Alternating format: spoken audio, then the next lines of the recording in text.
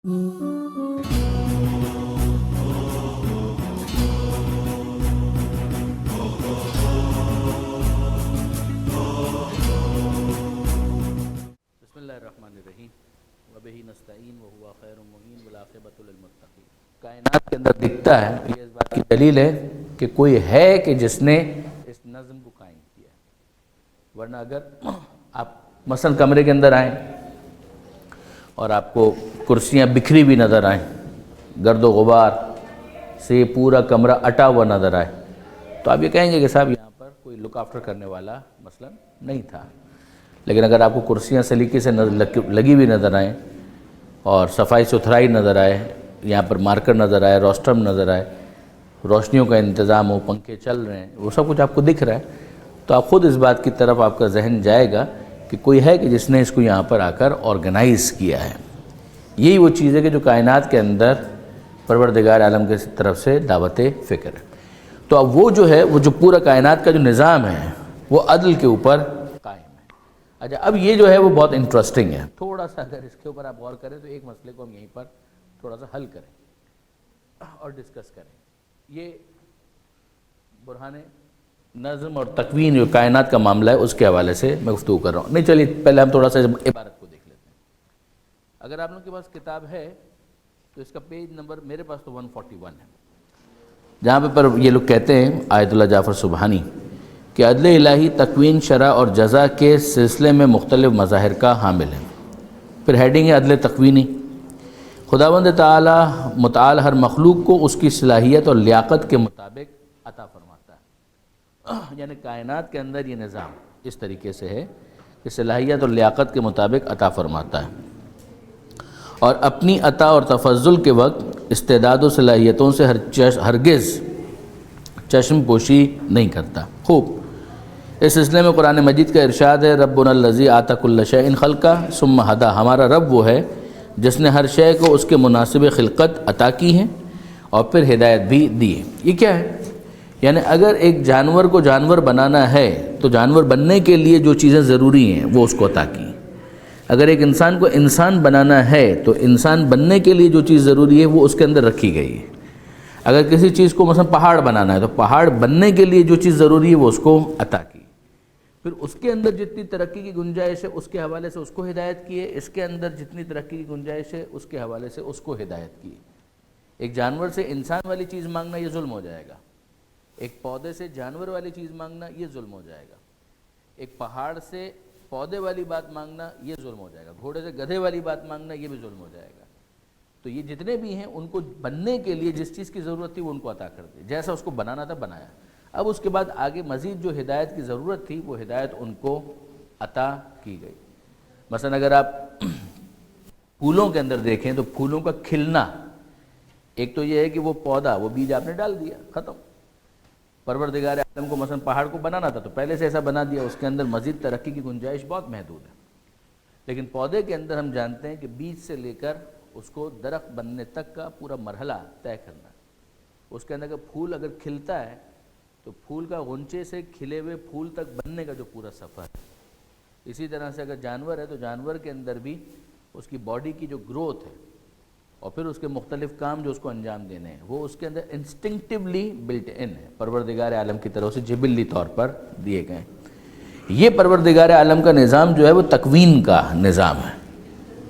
इंसान का जो केस है उसके अंदर तकवीन के साथ हमें तशरीह भी नज़र आती है। जो इंसान का जो केस है वही इंसान को मुमताज़ करने वाली जो बात है, वरना तो पहले भी पिछली मरतबा शायद ये बात आई थी, वरना तो हमारा दूसरी मखलूक़ात के ऊपर इम्तियाज़ क्या है, किस हवाले से हम एक इम्तियाज़ रखते हैं? कोई इम्तियाज़ नहीं है। ना हम बॉडी वाइज उनसे बड़े हैं, बहुत सारे जो दूसरे जानवर हैं वो बॉडी वाइज हमसे बहुत बड़े हैं। हाँ, ना हम उनकी तरह तेज़ हो सकते हैं, ना हम उनकी तरह तेज़ देख सकते हैं, दूर तक देख सकते हैं, ना उनकी तरह से आवाज़ हमें दूर तक की सुनाई देती है। यानी ऐसी कितनी मिसालें आपको मिल जाएंगी। तो हमारा जो इम्तियाज़ है वो किस बुनियाद पर है? वही अक्ल इंसान को जो दी गई है कि जिसके ज़रिए से वो बहुत सारे मजहूलात को कश्फ करता है, वो अपनी इग्नोरेंस को दूर करता है। तो हमारा जो मामला है वो सिर्फ इंस्टिंक्टिव नहीं है, हमारे इंस्टिंक्ट के अंदर तजस्सुस या क्यूरियोसिटी को रखा गया और फिर उसके बाद इंसान को तजस्सुस के ज़रिए से متوجہ کیا گیا ہے کہ وہ اور چیزوں کو ایکسپلور کرے، اور پھر ان کے پیچھے کیا ہے، اس کے انڈر میں کیا ہے، بنیت کیا ہے، ان تمام تر چیزوں کو اپنے علم میں تبدیل کرتے ہوئے ترقی کرتا چلا جائے۔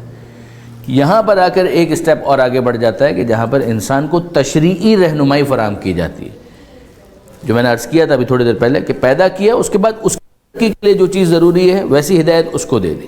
تو اب انسان کے کیس کے اندر تشریعاً اگر پروردگار عالم اس کی ہدایت نہ کرے تو یہ ظلم ہو جائے گا، یعنی وہ چیز جس کو بظاہر دیکھا جائے تو ایک زحمت لگتی ہے، لیکن نہیں، اگر یہ چیز نہ کرے پروردگار تو یہ ظلم ہوگا، اس لیے کہ انسان کے انسان ہونے کا تقاضا یہ ہے کہ یہ ایڈیشنل گائیڈنس اس کو فراہم کی جائے، ورنہ وہ دوسرے جانوروں کے مقابلے میں ایک بہتر جانور تو ہو جائے گا کہ جو اپنی عقل کو استعمال کر کے سائنسی اعتبار سے ٹیکنالوجی کے میدان میں تو آگے بڑھ گیا، لیکن یہ کہ بہرحال وہ جو اس کی انسانیت جس چیز کے اندر مضمر تھی وہ اسے ترقی سے محروم کر دے گا۔ تو پروردگار عالم ایسا نہیں کرتا، تو یہاں پر اس کو واضح کیا گیا۔ پھر عدل تشریعی کے اندر اگر آپ دیکھیں، یعنی اب یہ عدل تکوینی کے اندر یہ لفظ بہت امپورٹنٹ ہے، صلاحیت اور لیاقت، جو جیسا ہونا چاہیے ویسا اس کو بنایا، اور پھر اس کی ترقی کے لیے جیسی ضرورت تھی ویسی ہدایت اس کو فراہم کر دی۔ عدل تشریعی کے اندر طاقت سے زیادہ ذمہ داری نہیں ڈالتا، یہ ہے مین پوائنٹ جو اہم۔ اگر ون لائن کے اندر اگر آپ دیکھیں تو جو انہوں نے لکھا ہے، لمبا لکھا ہے، میں پورا پڑھ نہیں رہا، تو اس میں ایک لفظ یا ایک جملہ اگر آپ اس کو مارک کرنا چاہیں تو یہ کہ طاقت سے زیادہ ذمہ داری نہیں دیتا۔ لا یکلف اللہ نفسا الا وسعها، یہ دونوں طرح سے آیا ہے، لا نکلف نفسا الا وسعها بھی آیا ہے کہ ہم کسی نفس کو اس کی گنجائش سے زیادہ ذمہ داری نہیں دیتے۔ پھر اس کے بعد جو تیسرا مرحلہ ہے عدل جزائی کا، کہ خداوند تعالیٰ مومن اور کافر اور نیک اور بد انسان کے ساتھ ہرگز یکساں برتاؤ نہیں کرتا، ہر انسان کو اس کی کارکردگی کے مطابق جزا و سزا دیتا ہے، لوگوں تک نہ پہنچائے اور اتمام حجت نہ کر لے ان کو ہرگز مواخذہ نہیں کرتا۔ یہ ساری چیزیں عدل جزائی کے اندر آتی ہیں۔ خلاصہ اس کا وہی ہے جو پچھلی مرتبہ ہم نے ایک آیت ڈسکس کی تھی کہ افنجعل المسلمین کالمجرمین، کہ کیا ہم مسلم کو مجرم کی طرح ٹریٹ کریں گے؟ ما لکم، تمہیں کیا ہو گیا ہے، کیف تحکمون، تم کیسے فیصلہ کرتے ہو۔ اب ذرا سے یہاں پر رکیے اور ذرا اس پر غور کیجئے کہ یہ جو عدل تکوینی کی بات کی گئی، کون و مکان، کائنات، اس کے اندر تھوڑا سا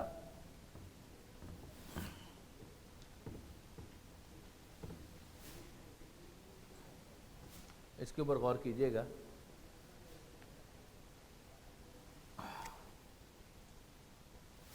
عدل تکوینی، ٹھیک ہے جی، کائنات کے اندر عدل،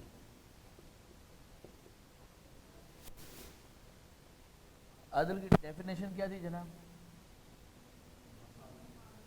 آسان، تو یہ کنفیوژن باقی ہے، اس کا مطلب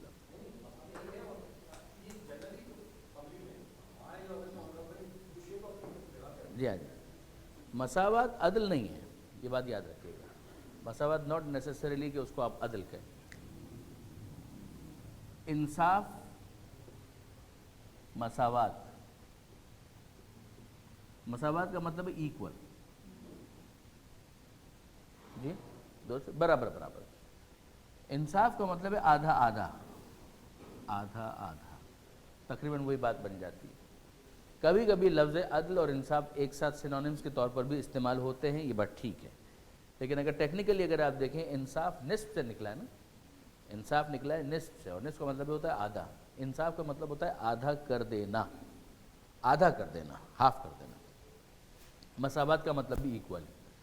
مساوات اور عدل یہ دونوں آپس میں مترادف نہیں ہیں، کوئی ضروری نہیں ہے کہ برابر کرنا عدل ہی کو سمجھائے۔ مثلا آپ جتنے بھی افراد ہیں ان سب کو میں ایکول نمبر دے دوں امتحان لینے کے بعد تو کیا یہ عدل ہو جائے گا؟ میں کہوں کہ چونکہ میں مساوات کا قائل ہوں لہٰذا میں سب کو ایکول نمبر دے دیتا ہوں، تو جس نے بہت اچھا لکھا ہے اس کو بھی 50 میں سے 45 اور جس نے بہت برا لکھا ہے اس کو بھی 50 میں سے 45۔ Would that be a justice? کیا اس کو آپ عدل کہیں گے؟ نہیں کہیں گے، وہ عدل نہیں ہوگا۔ عدل کا مطلب ہے چیز کو اس کے مقام پر رکھنا، کسی بھی چیز کو اس کے مقام پر رکھنا۔ اس کے لیے بہت اچھی مثال علماء نے دی کہ ٹوپی کہاں پر رکھی جائے گی اور جوتا کہاں پر رکھا جائے گا۔ ٹوپی سر پر رکھی جائے گی اور جوتا پیر میں پہنا جائے گا۔ ٹوپی ہے 50 روپے کی، جوتا ہے 5000 روپے کا، تو آپ 5000 روپے دیکھ کر اس کو سر پہ تو نہیں رکھیں گے، اور ٹوپی جو ہے وہ 50 روپے کی ہے، مگر 50 روپے دیکھ کر آپ اس کو پیر میں تو نہیں پہنیں گے کہ سستی ہے لہٰذا پیر میں آ جائے، وہ مہنگا ہے لہٰذا اس کو سر پر رکھا جائے، ایسا نہیں ہوگا، اس لیے کہ اس کا مقام وہ نہیں ہے۔ جو اصل جو اس کے اندر جسٹیفیکیشن ہے وہ یہ ہے کہ چونکہ اس کا مقام وہ نہیں ہے لہٰذا اس کو وہاں پر نہیں رکھا جائے گا، اس کو یہاں پر نہیں رکھا جائے گا۔ یہ سمجھ میں آنے والی بات ہے۔ تو اب یہ تو سمجھ میں آ گیا نا کہ چیز کو اس کے مقام پر رکھنا جو ہے وہ عدل ہے، ٹھیک ہے۔ کائنات کے اندر عدل ہے، سوچ لیں کائنات میں عدل ہے۔ آپ نے چشمہ کیوں پہنا ہے؟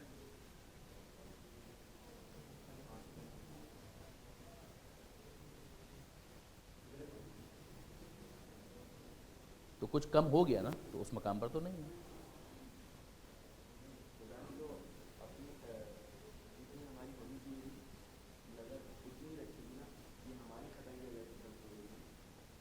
نہیں، کیا خطا ہے بھائی؟ پیدائشی کمزور ہے اس کی، کیوں؟ پیدائشی کوئی کمزوری نہیں ہوتی ہے، ہیریڈیٹی کوئی فیکٹر نہیں ہوتا ہے، میراث کا کوئی ایشو نہیں ہوتا۔ بالکل ہوتا ہے یار، بالکل ہوتا ہے، بالکل ہوتا ہے۔ ایک صاحب ہے وہ ہیئرنگ ایڈ لگا کر گھوم رہے ہیں، اگر اس کی سماعت اس کے مقام پر ہوتی تو اس کو ہیئرنگ ایڈ لگانے کی کیا ضرورت تھی؟ موبائل فون آپ نے کیوں رکھا ہوا ہے؟ اپنی آواز کو کہیں پہنچانے کے لیے، کسی آواز کو خود تک لانے کے لیے، تو وہ آواز جو وہاں ہے اگر یہاں ہوتی تو آپ کو لانے کی ضرورت نہیں تھی۔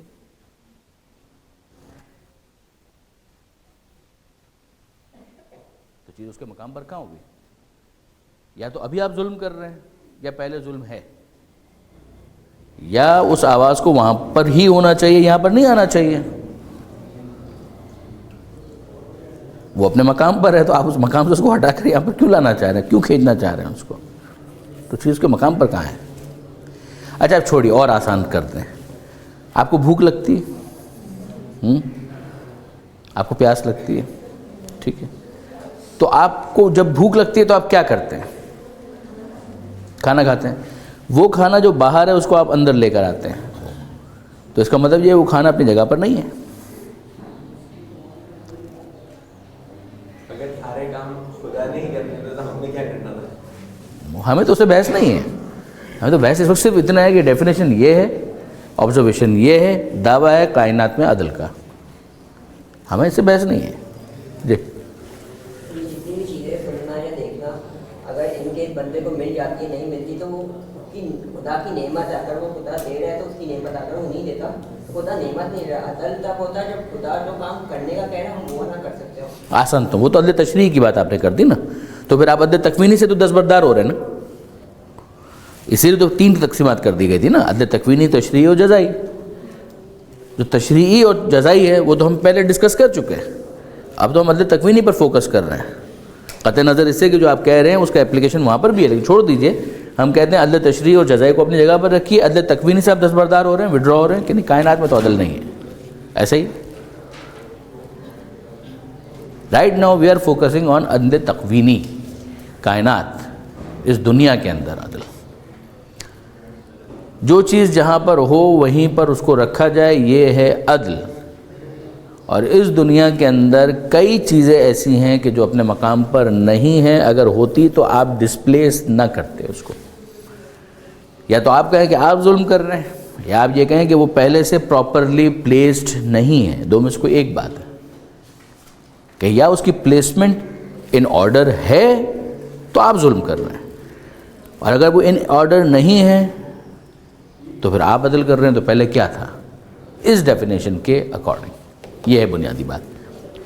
اگر کوئی چیز آپ کے ذہن میں آتی ہے آپ بتائیے, میں آئی ایم ریئلی ولنگ کہ میں آپ سے سنوں کہ کیا آپ کے ذہن میں کوئی چیز آتی ہے.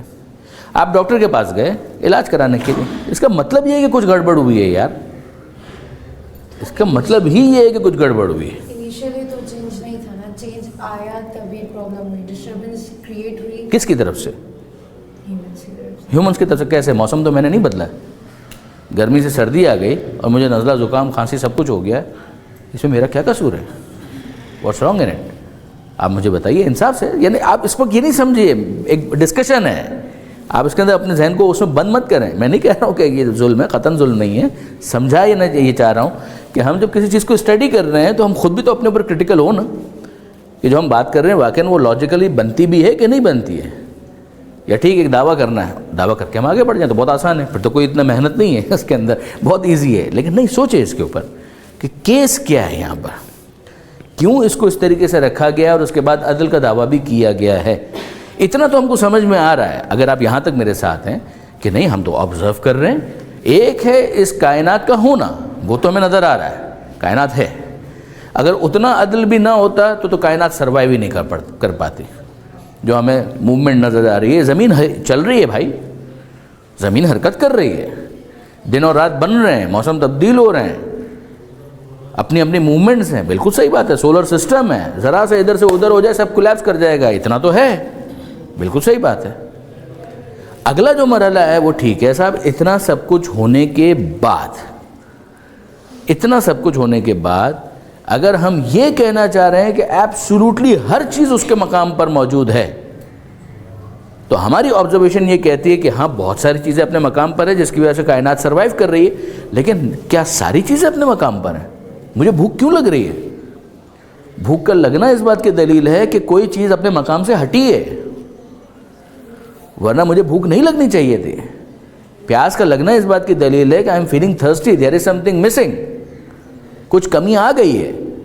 اس کمی کو پورا کرنے کے لیے میں باہر سے کسی چیز کو یہاں لے کر آؤں تو وہ کمی پوری ہوگی. اس کا مطلب یہ ہے کہ عدل تو نہ رہا, کچھ نہ کچھ تو کمی ہو گئی ہے اس کے اندر. جی یہ جو آپ نے کہا کہ ہر چیز اپنی جگہ پر نہیں ہے, تو اس کے اندر اگر ہمیں بھوک لگتی ہے, ہم کھانا لیتے ہیں اور کھاتے ہیں, تو اس کے اندر ہم جو ہے ایک عمل انجام دے رہے ہیں. بالکل صحیح ہے. اگر ہم یہ عمل انجام نہیں دیتے, ہمیں بھوک نہیں لگتی, ٹھیک ہے, تو ہم خدا تک کیسے پہنچتے ہیں؟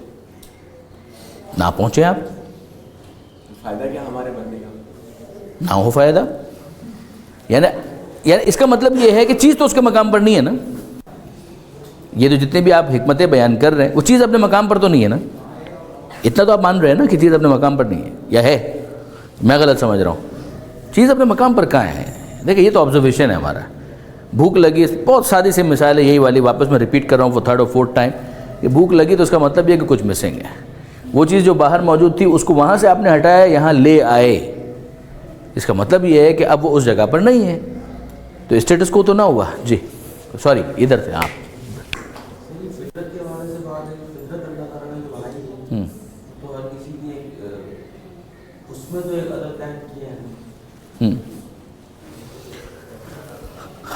اس آیت کی طرف آپ لوگ متوجہ, کتاب آپ کے پاس ہے یا نہیں ہے؟ میں پچھلی مرتبہ بھی پریشان تھا, تو کیوں نہیں ہے؟ کتاب تو ہونی چاہیے, ورنہ آپ ریفر کس چیز کو کریں گے؟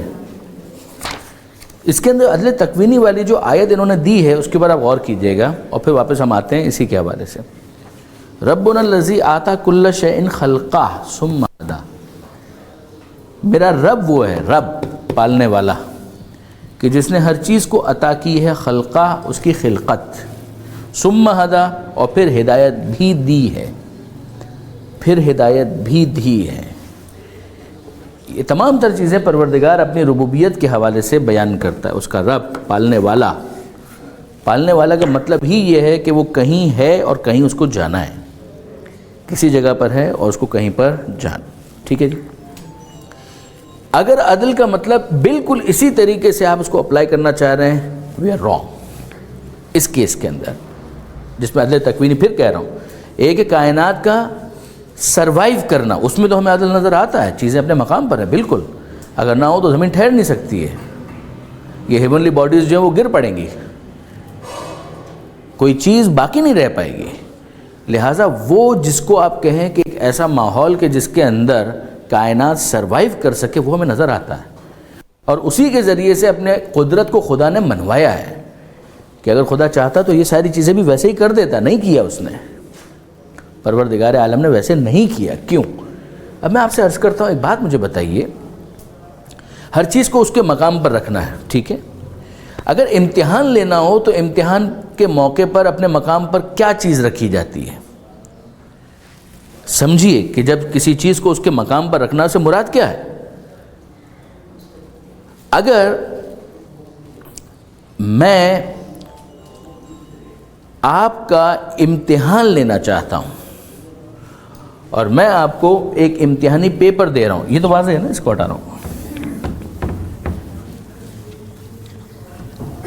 میں آپ کا امتحان لینا چاہتا ہوں اور آپ کو ایک ایگزامینیشن پیپر دیتا ہوں.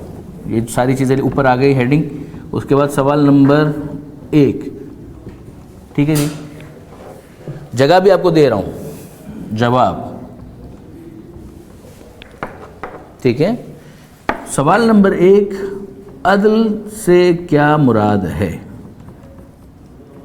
تعریف کریں، ٹھیک ہے جی.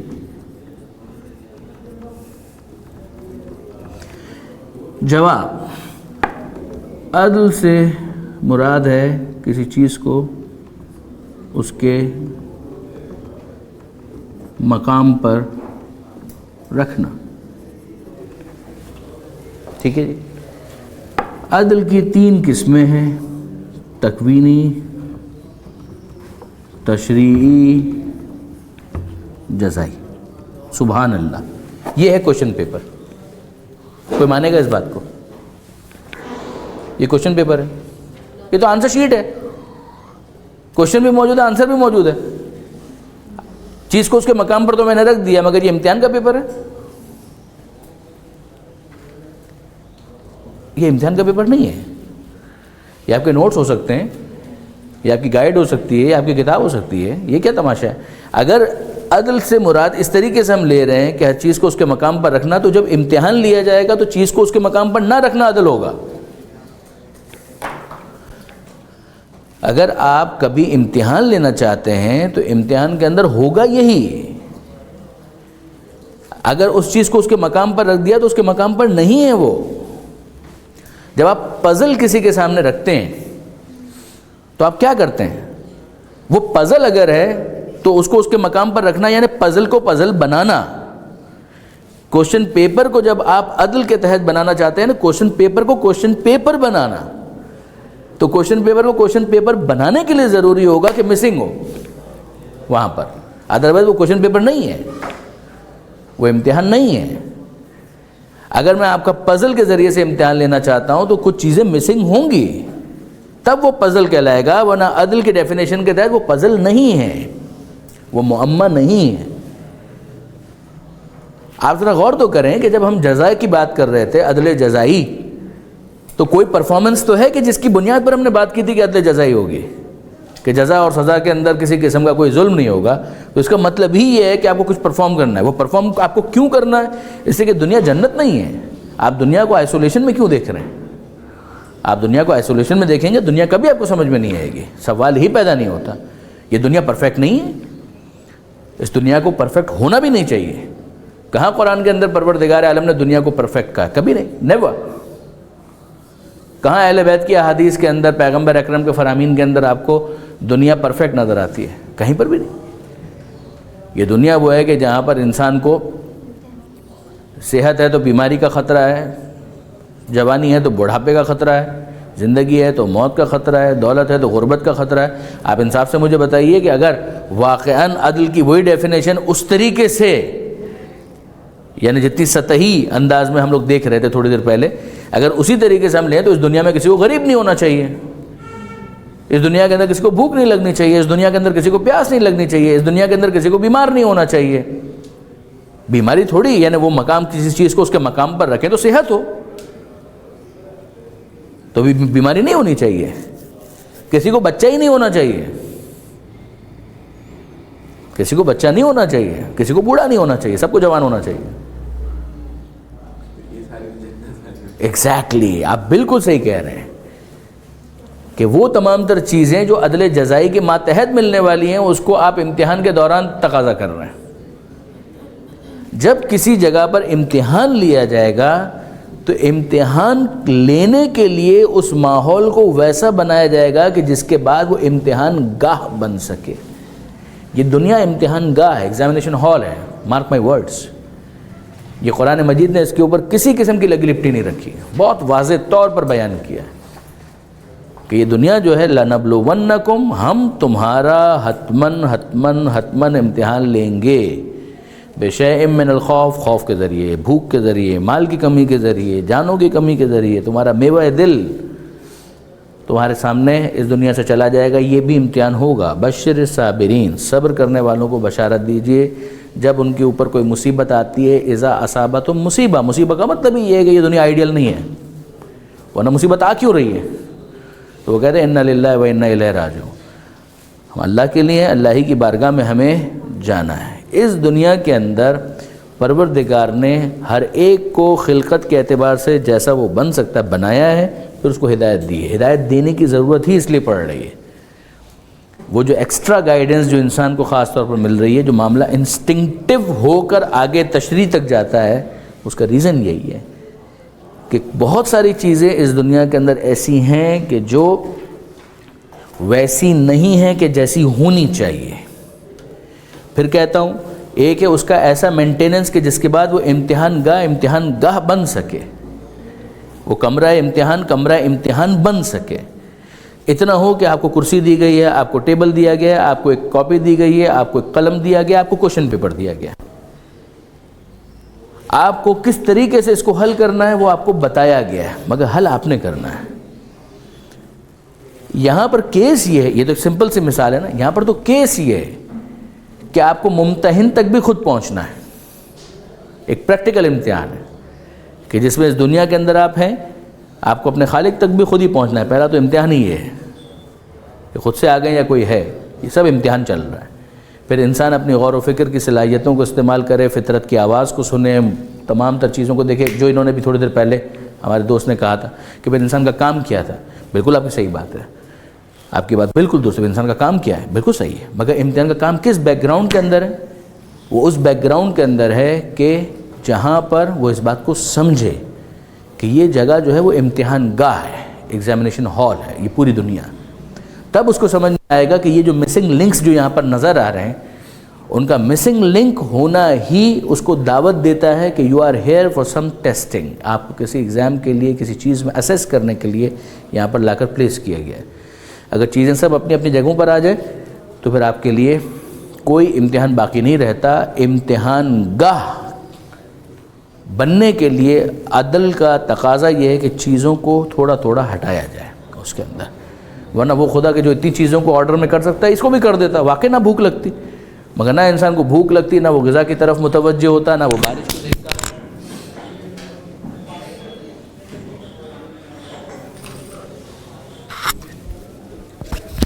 کو دیکھتا, نہ وہ کسی اور چیز کو ملاحظہ کرتا, اور ایز اے رزلٹ اس کی ہدایت نہ ہو پاتی. سسٹمز کو بنایا اس طرح سے گیا ہے کہ انسان دنیا میں رہتے ہوئے کسی نہ کسی مرحلے پر غور و فکر کے اوپر مجبور ہو جائے.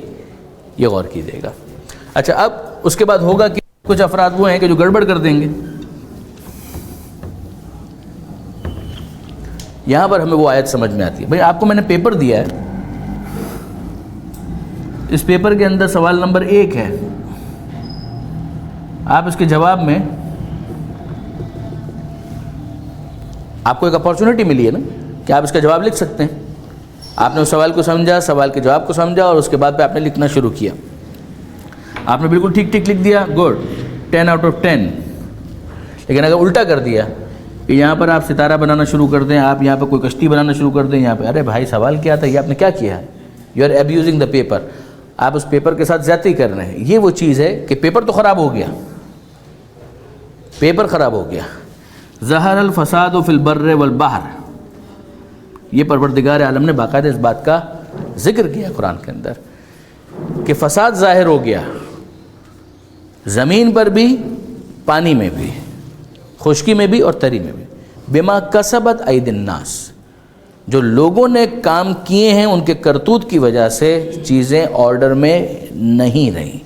جیسے کہ ہم نے ان سے یہ مانگا تھا کہ خالی جگہ پر کریں, انہوں نے خالی جگہوں میں گالیاں لکھ دی ہیں مثلا سمجھانے کے لیے, کہ بجائے اس کے کہ وہ اس اپارچونیٹی کو کیپٹلائز کرتے to make the most of it, انہوں نے اس کو ضائع کر دیا. اور اس کا نتیجہ پھر نکلے گا کہ ہمیں باقاعدہ اس کے اندر ایک ڈسٹربنس نظر آئے گی. کچھ بات آپ لوگوں کے لیے واضح ہوئی اس کے اندر. یہ اگر امتحان نہ رکھا جائے یہ پروردگار کی ربوبیت کے خلاف ہے. یاد رکھیے گا, خدا کے رب ہونے کا تقاضا یہ ہے کہ جب وہ پالنے والا ہے اپنی مخلوقات کے اندر یہ بھی پیدا کر سکتا ہے, یہ بھی ایک مخلوق وہ ہے جو انسان ہے, اس کو بھی پیدا کر سکتا ہے, وہ کرے گا. وہ آپ سے اور مجھ سے مشورہ نہیں کرے گا. ہم مخلوق ہیں, پیدا کیا اس نے. پیدا کرنے کے بعد اب اس کو پیدا کرنے کے بعد بنا تو دیا, اب اس کی ہدایت جو عدل تکوینی کے اندر جو آیت ہم نے ڈسکس کی تھی کہ اب اس کی ہدایت کیوں ضروری ہے, اسی لیے کہ وہ چیزیں جو آؤٹ آف پلیس ہیں ان کو وہ پلیس کرے انسان. جو امتحان گاہ کا تصور ہے وہ بہت ضروری ہے. ایک بات ذہن میں رکھ لیجئے گا, اگر آپ دنیا کے اندر اس کانسیپٹ کو کمپریہنڈ نہیں کریں گے آپ کو دین سمجھ میں نہیں آئے گا. آپ کو دین ریلیجن آپ کو سمجھ میں نہیں آئے گا. بہت بڑا معرکۃ الآراء جو ایشو اس دنیا کے اندر ہے وہ یہ والا ہے. ہارڈشپس کیوں ہوتی ہیں, پریشانیاں کیوں آتی ہیں, مشکلات کیوں آتی ہیں, مصیبتیں کیوں آتی ہیں, ان سب کے پیچھے کیا ریزن ہے؟ ہر ایک کیا اتنا ہی گنہگار ہے کہ پیدا ہوتے ہی اس کے اوپر مصیبتیں آنا شروع ہو جائیں؟ پیدا ہوا, بیمار ہو گیا, یہ ہو گیا, وہ ہو گیا, فلاں ڈھمکا, یہ ساری چیزیں ہو گئی نا, ٹھیک ہو گیا. اگر یہاں تک آپ لوگوں کے لیے واضح ہو گیا ہے تو پھر ہم آگے بڑھیں, ورنہ پھر اس کو یہاں پہ ابھی روکیں اس لیے کہ یہ بہت امپورٹنٹ بحث ہے. جی بی فرمائیے گا. آپ کے لیکچر کے مطابق جو چینجز ہیں وہ اس کی وجہ سے فساد ہوتا ہے, ڈسٹربنس کریٹ ہوتی ہے. تو یہاں پہ اگر ہم بات کریں ان فیکٹرز کی جو ہماری وجہ سے ویدر, تو ویدر میں بھی چینجز ہماری وجہ سے نہیں قدر نہیں بھی ایسا نہیں, دو الگ الگ چیزیں. ایک ہے ہم نے کہا کہ آلریڈی کچھ چیزوں کو ڈسپلیس کیا گیا ہے, آلریڈی اسی کے ذریعے سے تو امتحان ہونا ہے. ایک ہے کہ جواب کچھ دینا تھا, آپ نے کچھ دیا, سوال گندم تھا, جواب چنا تھا. جب سوال کو سمجھا نہیں گیا اور جواب غلط دیا گیا تو اس کی پوزیشن یہ والی ہو گئی جو امتحانی پرچے کے اندر ہوتی ہے. جگہ تو چلی گئی نا, جو جگہ تھی آپ کے پاس, جتنا اسپیس تھا وہ تو ضائع ہو گیا. ایز اے رزلٹ یہاں پر فساد ہوا یا نہیں ہوا, یہ وہ چیز تھی جو میں عرض کر رہا تھا. مثال کے طور پر آپ اس دنیا کے اندر ایک انسان اپنے غصے کو کنٹرول نہیں کرتا, بے گناہوں کو مار دیتا ہے, یہ فساد ہے. اس سے آپ نے حق حیات چھین لیا, اس سے آپ نے زندہ رہنے کا حق چھین لیا. آپ نے کسی کے اوپر ظلم کر دیا, آپ نے اس کا کھانا چھین لیا, یہ فساد ہے. آپ نے کچرا اتنا پھیلا دیا کہ صاف ستھرا بیچ جو ہے وہ گندگی کا ڈھیر بن گیا, اس کو پراپرلی فزل آؤٹ نہیں کیا اس کچرے کو, اس گاربیج کو, تو اس کا نتیجہ کیا نکلے گا؟ اس کا نتیجہ یہی نکلے گا کہ جو سمندری مخلوق ہے وہ بھی ڈینجر میں آ جائیں گی, اور سارا جو اتنا بھی ماحول تھا وہ سارے کا آپ کا جو ایکولوجی ہے وہ پوری ڈسٹرب ہو جائے گی. تو وہ چیز وہ ہے کہ جو پروردگار عالم بیان کر رہا ہے کہ ظہر الفساد فی البر والبحر, since they did not understand کہ ان کو کس لیے بھیجا گیا تھا, تو نتیجہ یہ نکلا کہ بجائے اس کے کہ وہ صحیح طرح سے کمپریہنڈ کرتے انہوں نے غلط سمجھا, اور اس کے بعد پھر فساد مچا دیا زمین اور پانی کے اندر. تو کچھ چیزیں ہیں جو خدا کی طرف سے آلریڈی امتحان ہونے کی وجہ سے ہمیں نظر آتی ہے کہ ڈسپلیسڈ ہیں. وہ تو امتحان ہونے کی وجہ سے عدل بنے گا کہ ورنہ امتحان ہی نہیں ہو سکتا. اب دوسرا مرحلہ یہ ہے کہ جب ایک انسان اس کو پراپرلی ایڈریس نہیں کرتا تو زمین کے اندر اور زیادہ خرابیاں پیدا ہونا شروع ہو جاتی ہیں, پورے ماحول کے اندر, کائنات کے اندر. کچھ واضح ہوا؟ ٹھیک ہے جی.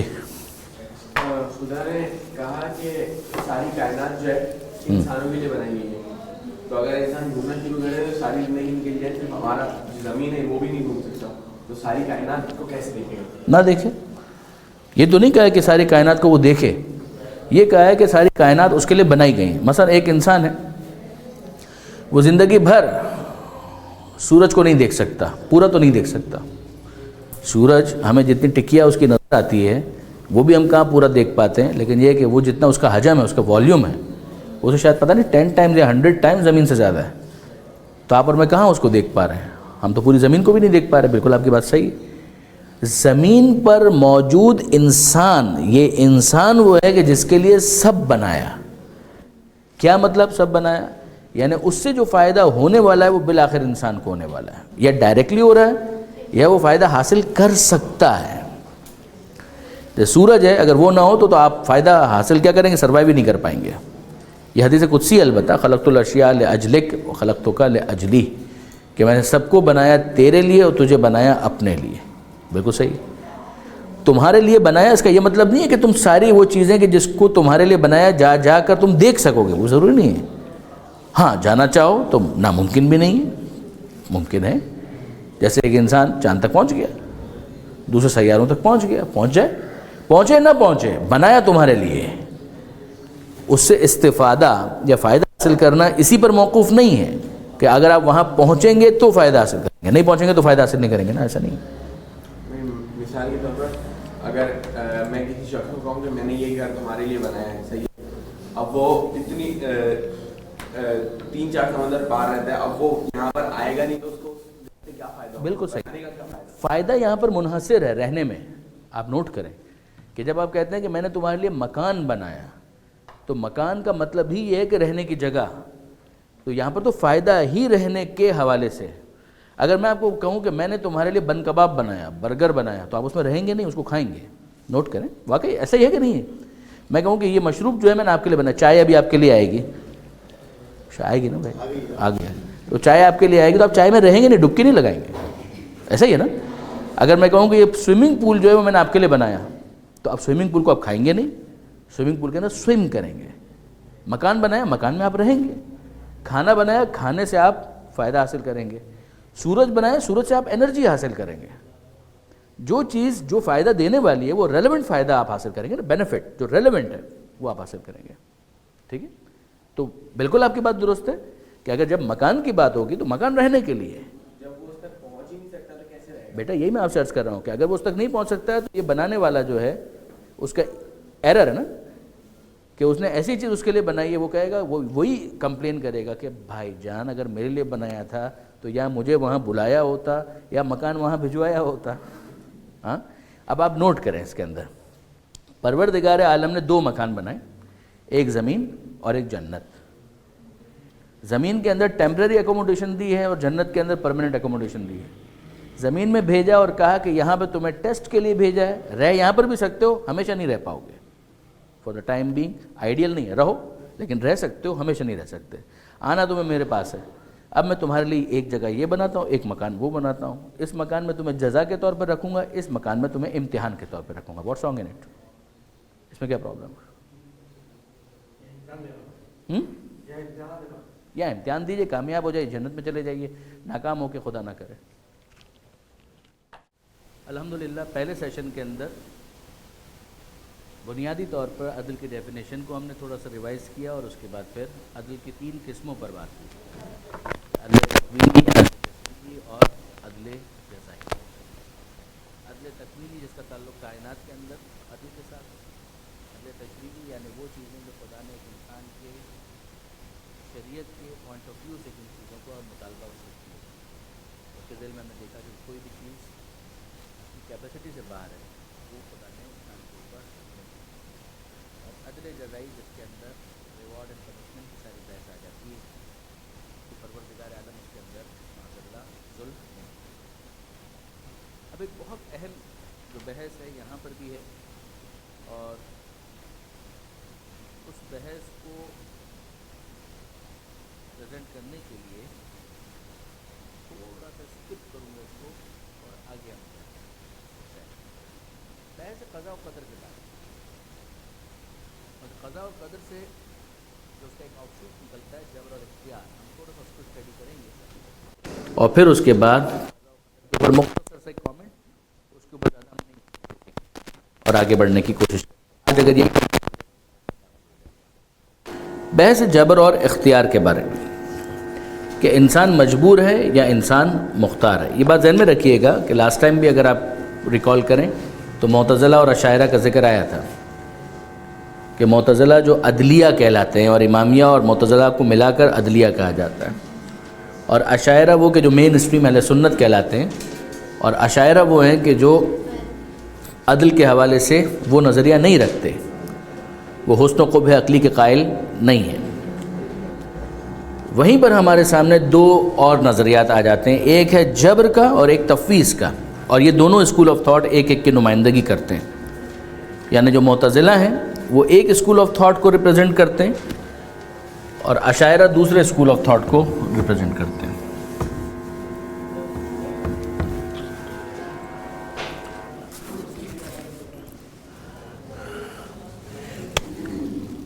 جبر، تفویض.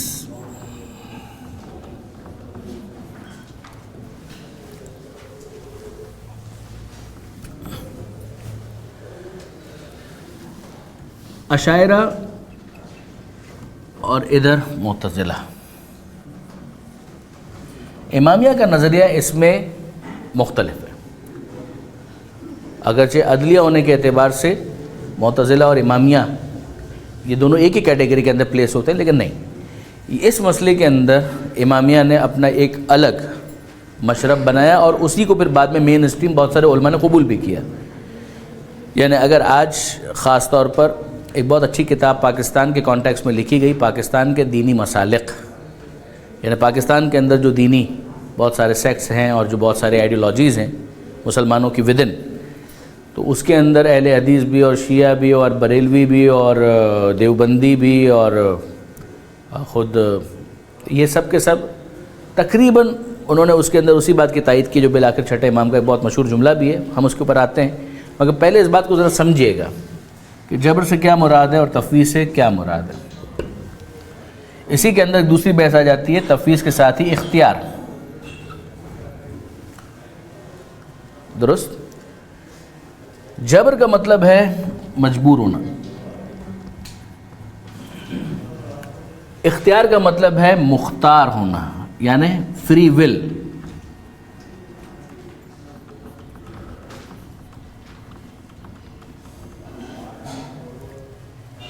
جس کو کہا جاتا ہے کہ ہمارے پاس اس دنیا میں، اب ہم انسانوں کی بات کر رہے ہیں، انسان کے پاس فری ول ہے یا نہیں ہے. اشاعرہ کا بہت مشہور نظریہ ہے جس کی وجہ سے ان کو مجبرہ بھی کہا جاتا ہے، وہ یہ کہ جناب انسان جو ہے وہ مختار نہیں ہے، اس کے پاس اختیار نہیں ہے، وہ مجبور ہے.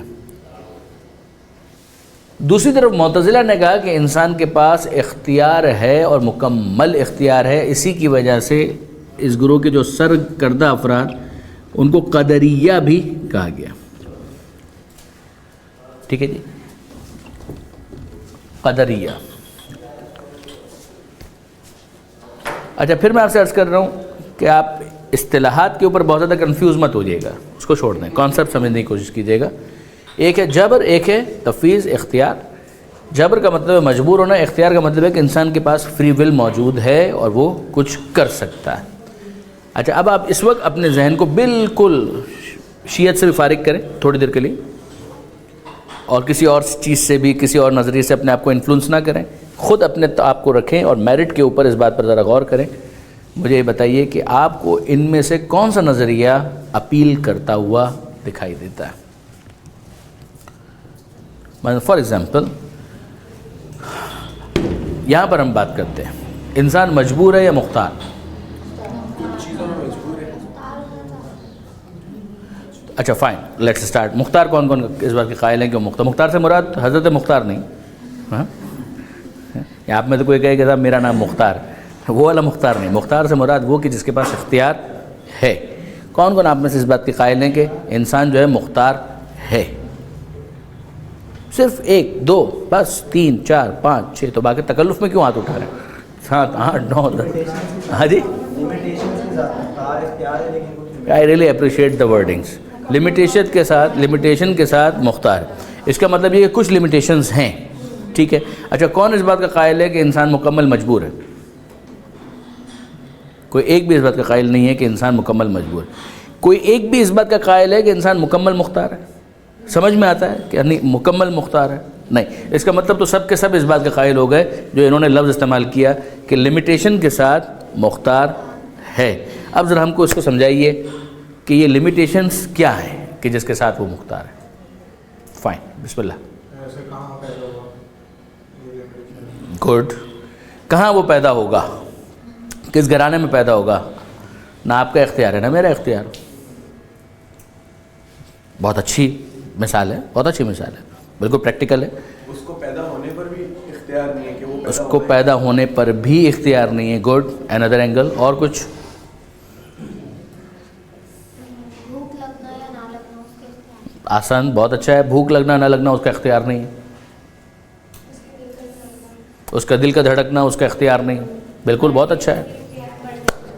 مرنے پر بھی اختیار نہیں. خودکشی تو خیر کر سکتا ہے, مار پڑے گی اس پہ, لیکن یہ کہ بہرحال, لیکن یہ مسلسل جینے پر تو اختیار نہیں ہے کہ وہ نہ مرے, اس پر تو اسے اختیار نہیں ہے. مرنا تو پڑے گا.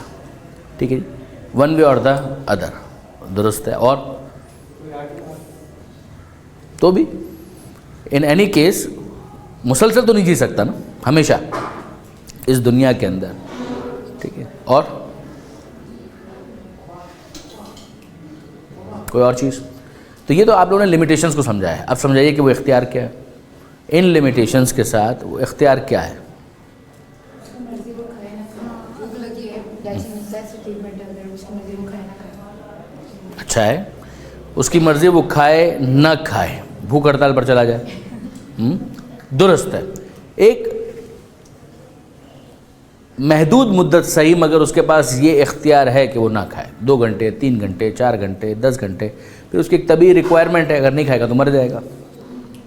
تو that will automatically convert into suicide. ٹھیک ہے نا, وہ تو خودکشی میں تبدیل ہو جائے گا معاملہ. مسلسل زندہ رہنے پر تو اختیار نہیں ہے, لیکن جتنا زندہ رہے اس کے اندر وہ خوبصورتی پیدا کر سکے, اس بات پر تو اختیار ہے. بہت عمدہ ہے, بہت اچھا ہے. اپنی ڈائٹ کا خیال رکھ سکتا ہے, اپنی ہیلتھ کا خیال رکھ سکتا ہے, اپنے کاموں کو بہتر بنا سکتا ہے. ٹھیک ہے جی. نماز پڑھنا نہ پڑھنا اختیار ہے یا نہیں؟ روزہ رکھیں نہ رکھیں آپ کا اختیار ہے یا نہیں؟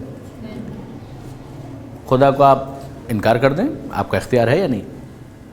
یہ آپ کا انکار اختیار ہے. یہ الگ بات ہے کہ کام غلط ہے, کام کے صحیح اور غلط ہونے کی بحث نہیں ہو رہی ہے. بحث یہ ہو رہی ہے کہ آپ کا اختیار ہے یا اختیار نہیں ہے.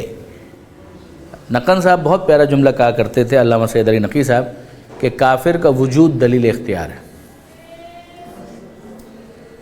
کافر کا وجود دلیل اختیار, کہ ورنہ اگر خدا چاہتا تو کافر کو کافر نہ رہنے دیتا.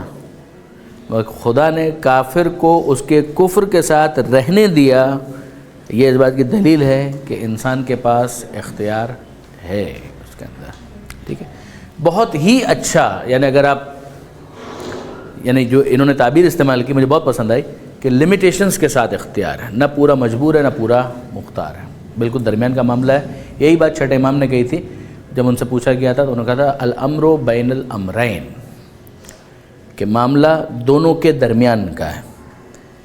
الامر بین الامرین لا جبر ولا تفویض, نہ انسان پورا مجبور ہے نہ ہی اس کو ایسا تفویض کر دیا گیا ہے, سونپ دیا گیا ہے معاملہ, کہ جب سونپ دیا تو اب پروردگار کا کچھ نہیں چلتا, خدا نے سب کچھ اس کے حوالے کر دیا. ایسا بھی کچھ نہیں, معاملہ درمیان کا ہے.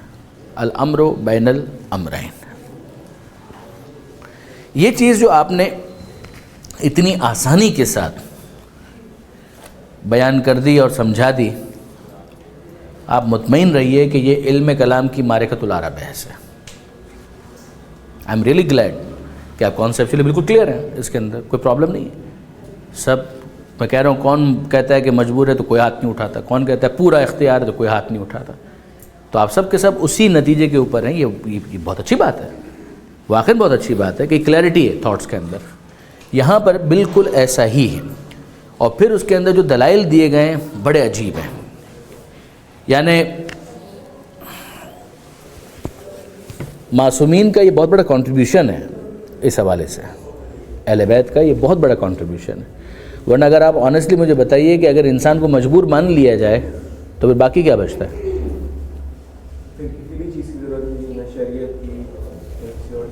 کسی چیز کو, اس لیے کہ وہ ویسا ہی ہے کہ جیسا خدا نے اس کو بنایا ہے, ختم ہو جاتا ہے. بالکل صحیح کہا آپ نے, جزا اور سزا کا جو کانسیپٹ ہے وہی ختم ہو کر رہ جاتا ہے.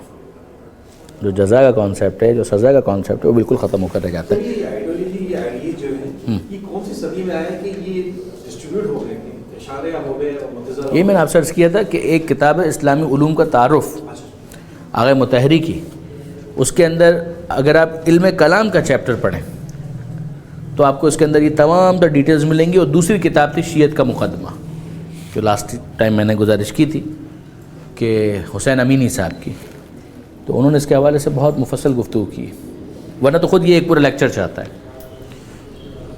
لیکن یہ کہ ان بریف اگر آپ دیکھیں تو معاملہ یہی تھا. کیونکہ ابھی تک ہم جو سمجھ رہے تھے کہ شیعہ جو ہے وہ امامیت کے قائل ہے، جو غیر شیعہ ہے وہ خلافت کے قائل ہے. ہاں بس یہ فرق ہے.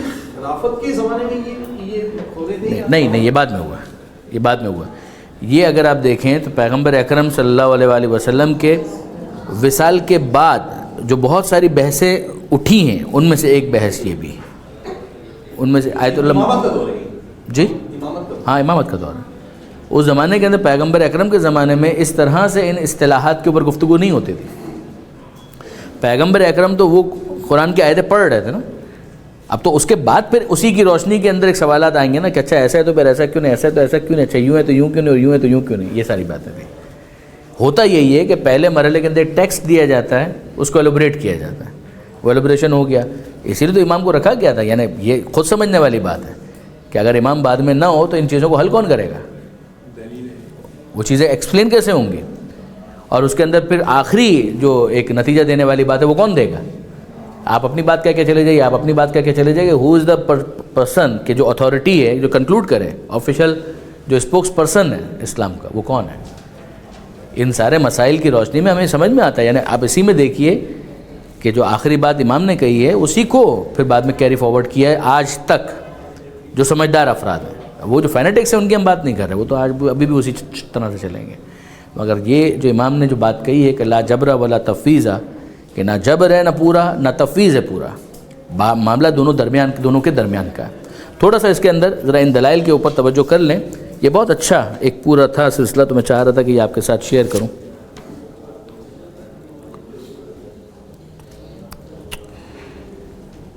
چھٹے امام کی یہ حدیث ہے، اگر اس کو آپ لکھنا چاہیں تو لکھ بھی سکتے ہیں. مستطعت ان تلوم العبد علیہ، جس فعل پر تم بندے کی ملامت کر سکو وہ بندے کا فعل ہے. یارڈ اسٹک دی جا رہی ہے، معیار دیا جا رہا ہے.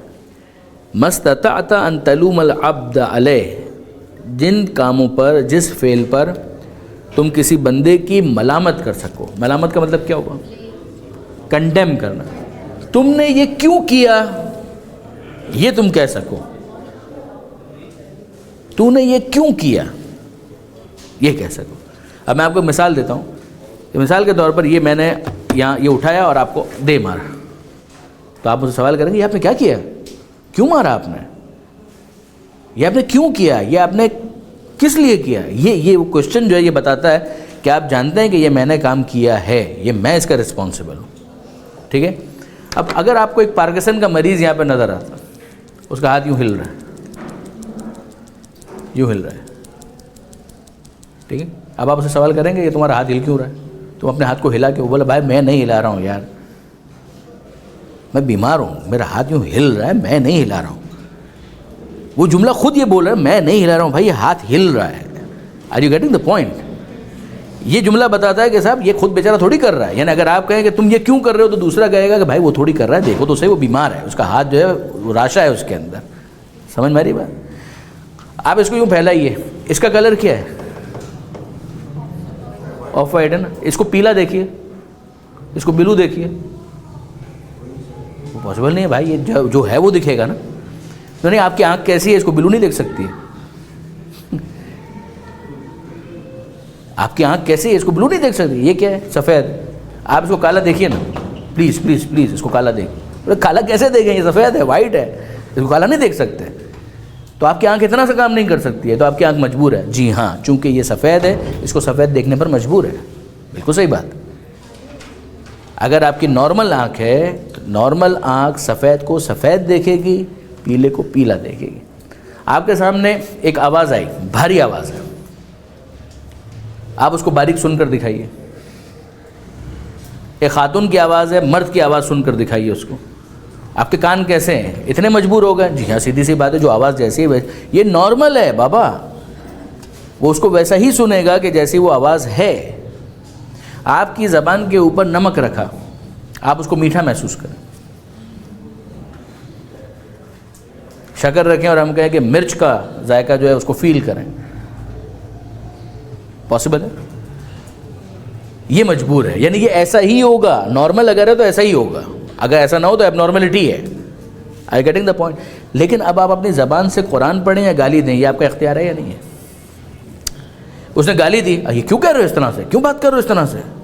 وہ غیبت کر رہا ہے, یہ کیوں غیبت کر رہے ہو, کیوں تہمت لگا رہے ہو؟ جیسے آپ نے کہا کیوں کیوں کیوں, ویسے ہی آپ اس بات کی دلیل دیتے ہیں کہ آپ خود مان رہے ہیں کہ یہ کام اس نے اپنے اختیار سے کیا ہے.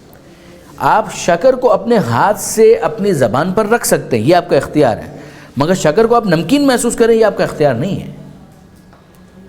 آپ میری بات سمجھ رہے ہیں؟ آپ نمک کو اپنی زبان پر اپنے ہاتھ سے رکھیں یہ آپ کا اختیار ہے, مگر ریت رکھ دیا. اب اس کے بعد جب نمک کو آپ محسوس کرنا چاہیں گے تو آپ اس کو نمکین ہی محسوس کریں گے. درست ہے؟ آپ وہ خوشبو محسوس کریں گے, بدبو کو بدبو محسوس کریں گے, اس میں کوئی اختیار نہیں. ٹھیک ہے؟ امام یہ کہتے ہیں کہ مستطاعت ان تلوم العبد علیہ فہو فعلو, جس کام پر تم بندے کی ملامت کر سکو کہ تو نے یہ کیوں کیا, کنڈیم کر سکو, وہ اسی کا فعل ہے. وما لم تستطع ان تلوم العبد علیہ فہو فعل اللہ, اور جس پر تم بندے کی مذمت نہ کر سکو, یہ نہ کہہ سکو کہ تو نے یہ کیوں کیا, وہ پھر اللہ کا فعل ہے. یقول اللہ للعبد, یعنی آپ کو خدا نے ایسا بنایا ہے کہ پھر آپ اس کو ویسا ہی محسوس کریں گے, ویسا ہی کریں گے. یقول اللہ للعبد لما عصیت لما فسقت لما شربت الخمر, اللہ اپنے بندے سے سوال کرے گا کہ تو نے گناہ کیوں کیا, تو نے فسق و فجور کیوں کیا, تو نے شراب کیوں پی, لما شربت الخمر. یہ سارے سوالات یہ بتا رہے ہیں کہ یہ بندے کے افعال ہیں. لیکن خدا بندے سے یہ نہیں پوچھے گا کہ تو مریض کیوں ہوا. یعنی اب یہاں پر ایزمپشن کیا ہے کہ مرض کا انتظام اس نے خود نے نہیں کیا ہے, وہی موسم ایسا آ گیا اور وہ بیمار ہو گیا, کوئی بیکٹیریا چلا گیا, کوئی وائرس چلا گیا, وہ یعنی یہ ساری چیزیں اب انسان کے اختیار سے باہر آ گئی. جو انسان کے اختیار میں ہے کہ وہ ماحول کو خود خراب کر رہا ہے وہ ایک الگ بحث ہے. آپ خود ماحول کو بالکل ہی پولوٹیڈ بنا دیں وہ ایک الگ چیز ہے. لیکن جو چیز آپ کے اختیار میں نہیں ہے, ایک بیماری آئی اور آپ بیمار ہو گئے, آپ نے اپنے آپ کو بیمار نہیں کیا, تو یہ مانا جائے گا کہ یہ آپ کا فعل نہیں ہے. خدا یہ نہیں پوچھے گا بندے سے کہ تو مریض کیوں ہوا, تیرا قد چھوٹا کیوں تھا, تیرا قد چھوٹا کیوں تھا, یہ خدا نہیں سوال کرے گا. اگر خدا یہ سوال کرے تو جواب کیا ہوگا, اے پروردگار کو میں اپنی مرضی سے چھوٹا ہوا تھا. آنیسٹلی اگر آپ دیکھیں یہ جملہ خود آپ کا بتا رہا ہے کہ آپ کہہ رہے ہیں کہ اس میں میرا کیا اختیار تھا کہ میرا قد چھوٹا تھا. جو انہوں نے کسی نے مثال دی تھی کہ خدا اگر یہ سوال کرے تو اس جگہ پر کیوں پیدا ہوا, ان ماں باپ کے گھر میں کیوں پیدا ہوا, تو انسان کیا جواب دے گا کہ پروردگار کو میں اپنی مرضی سے پیدا تو نہیں ہوا تھا. تو نہ خدا یہ سوال کرے گا نہ یہ جواب دینے کی نوبت آئے گی. تیرا رنگ گورا کیوں تھا, تیرا رنگ کالا کیوں تھا, یہ سوال نہیں ہو سکتا, اس لیے کہ یہ خدا تعالیٰ کے افعال ہیں, یہ پروردگار عالم کا کام ہے. اب اس کے بعد جو جبر کا جو نظریہ رکھنے والے ہیں, ویسے تو انصاف کی بات یہ ہے کہ اگر آپ اسی ایک حدیث کے اوپر غور کریں تو یہ بہت انف ہے, بہت کافی ہے سمجھانے کے لیے. ہر وہ چیز جس پر سوال ہو سکے وہ انسان کا فعل ہے, ہر وہ چیز جس پر سوال نہ ہو سکے وہ انسان کا فعل نہیں ہے, اس کے اوپر اس کو رسپانسبل قرار نہیں دیا جا سکتا. یہی چیز عدل کے ساتھ جڑ جاتی ہے. یعنی اگر آپ یہ کہیں نا کہ صاحب اس کا عدل کی بحث کے ساتھ کیا تعلق ہے, زمین آسمان کا تعلق ہے, یعنی بالکل تعلق ہے, بھرپور تعلق ہے, کہ اگر اس کے بعد بھی اس سے یہ سوال کیا جائے جبکہ اس کے پاس اختیار نہ ہو تو پھر یہ ظلم ہے, پھر یہ عدل کہاں ہوا. جب اس کا اختیار نہیں ہے اور اسے سوال کیا جائے تو یہ ظلم ہے. اس کا اختیار ہونا چاہیے کسی نہ کسی ڈگری کا, اسی ڈگری کے اعتبار سے اس سے سوال ہو سکتا ہے اور یہ پھر عدل ہوگا, وہ پھر یہ ظلم نہیں ہوگا. جی سوال اٹھانا اگر ہے کسی شخص کے اختیار ہونے نہ ہونے میں تو یہ خدا پر بھی تو سوال اٹھایا جا سکتا ہے کہ بندے پر اختیار نہیں تھا, لیکن خدا کے پاس تو اختیار تھا کہ اسے شارٹ آئی کیوں دی اور اس کے ساتھ ایگزیکٹلی امتحان. یہ تو ہم پہلے ڈسکس کر چکے کہ یہ دنیا جو ہے آئیڈیل ورلڈ نہیں ہے. اس دنیا کے اندر اگر ہم یہ سمجھ رہے ہیں کہ یہ دنیا آئیڈیل جگہ ہے, ایسا نہیں ہے. پروردگار عالم نے تو اس کے اوپر وہ کیا ہے. یعنی اگر آپ دیکھو کہ انظر کیف فضلنا بعضهم علی بعض، ذرا دیکھو یہ سورہ بنی اسرائیل کی آیت ہے کہ ہم نے کیسے ایک کو دوسرے کے اوپر فضیلت دی ہے. ہم نے سب کو ایک برابر نہیں رکھا ہے. جو آج کی بحث جہاں سے شروع ہوئی تھی مساوات، کہ اگر آپ مساوات کی بات کرتے ہیں اور عدل کو اس کے ساتھ کنفیوز کرتے ہیں تو بالکل غلط بات ہے، اس لیے کہ مساوات کہاں ہے؟ انسان میں اور دیگر مخلوقات میں فرق ہے، انسان میں فرق ہے، مرد اور عورت میں فرق ہے، مرد میں فرق ہے، عورت میں فرق ہے. خوبصورتی کے اعتبار سے سب برابر نہیں ہے، ہائٹ کے اعتبار سے سب برابر نہیں ہے، رنگ کے اعتبار سے سب برابر نہیں ہے، آواز کے اعتبار سے سب برابر نہیں ہے، دولت کے اعتبار سے سب برابر نہیں ہے، صحت کے اعتبار سے سب برابر نہیں ہے، قد کے اعتبار سے سب برابر نہیں ہے. امنگ دیم، یہ بھی ایک پوائنٹ ہے. یہ فرق رکھا ہے، لہٰذا اس کو کبھی بھی معیار فضیلت نہیں بنایا جا سکتا. یہ وہ فضیلت ہے جو ایز اٹ اپیئرز ہے، جس کے اوپر انسان کا کوئی کارنامہ نہیں ہے. درست ہے؟ لہٰذا اگر آپ دیکھیں انصافاً کسی سے اگر یہ کہا جائے کہ صاحب تم کو جنت اس بنیاد کے اوپر ملے گی کہ تمہارا قد جو ہے بہت لمبا ہے، یہ کیا معیار ہوا؟ تمہیں جنت اس بنیاد پر ملے گی کہ تمہارا رنگ کیا تھا، یہ کیا بات ہوئی؟ یہ کون سی معقول بات ہے؟ ان اکرمکم عند اللہ اتقاکم. آپ دیکھیں یعنی یہ چیز جا کر کہاں پر ہٹ کرتی ہے. یا ایھا الناس، اے انسانو، انا خلقناکم من ذکر و انثی، ہم نے تم کو پیدا کیا ایک مرد اور ایک عورت سے. وجعلناکم شعوبا وقبائل، مختلف قبیلوں اور قوموں کے اندر ہم نے تم کو تقسیم کیا لتعارفوا، ایک دوسرے سے انٹروڈیوس ہو سکو. ان اکرمکم عند اللہ اتقاکم. بھول جاؤ ان میں سے کوئی چیز اس بات کا معیار نہیں ہے کہ تم خدا سے قریب ہو. خدا سے قربت کا معیار، عزت کا معیار ایک ہے، اور وہ یہ کہ تم میں کون زیادہ صاحب تقوی ہے. تقوی کا مطلب یہ ضبط نفس، اختیار، کتنا کون اپنے آپ کو کنٹرول کرتا ہے، اور تشریعی اعتبار سے جو خدا نے مانگا ہے وہ کون اپنے آپ کو اس سے قریب کرتا ہے. اس کے بعد پھر وہ خدا کے نزدیک عزت والا بننا شروع ہو جائے گا. لہذا آپ کا بالکل سوال صحیح ہے کہ وہ جو فرق ہے وہ خدا کی طرف سے ہے. خدا نے یہ فرق کیوں رکھا؟ امتحان کی خاطر. فرق رکھا ہی اس لیے کہ انسان اس فرق کو دیکھے اور اس کو معیار نہ بنائے. صاحب عقل ہے انسان، صاحب عقل ہے کہ اس دنیا کے اندر تو جتنے بھی افراد ہیں، بی اب میں آپ کو کیا عرض کروں، یہ کیونکہ ہمارے پاس تو الحمدللہ سبھی آتے ہیں نا پروفائل کی وجہ سے. شاید پچھلے ہفتے ایک خاتون نے آ کر میرے سے یہ سوال کیا تھا کسی درس میں کسی جگہ پر. انہوں نے کہا کہ ایک شخص تھا کہ جو کروڑ پتی، ابھی بھی ارب پتی ہے، ایسا نہیں ہے، کروڑ پتی اور ارب پتی ابھی بھی اسٹل.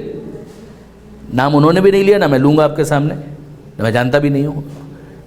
کروڑ پتی اور ارب پتی آدمی، وہ اپنی میٹ کو اپنی جوانی کے زمانے میں ہمیشہ کالی کہہ کر بلاتا تھا. کالی کالی کالی، یہ اس کا ایک تھا تکیہ کلام.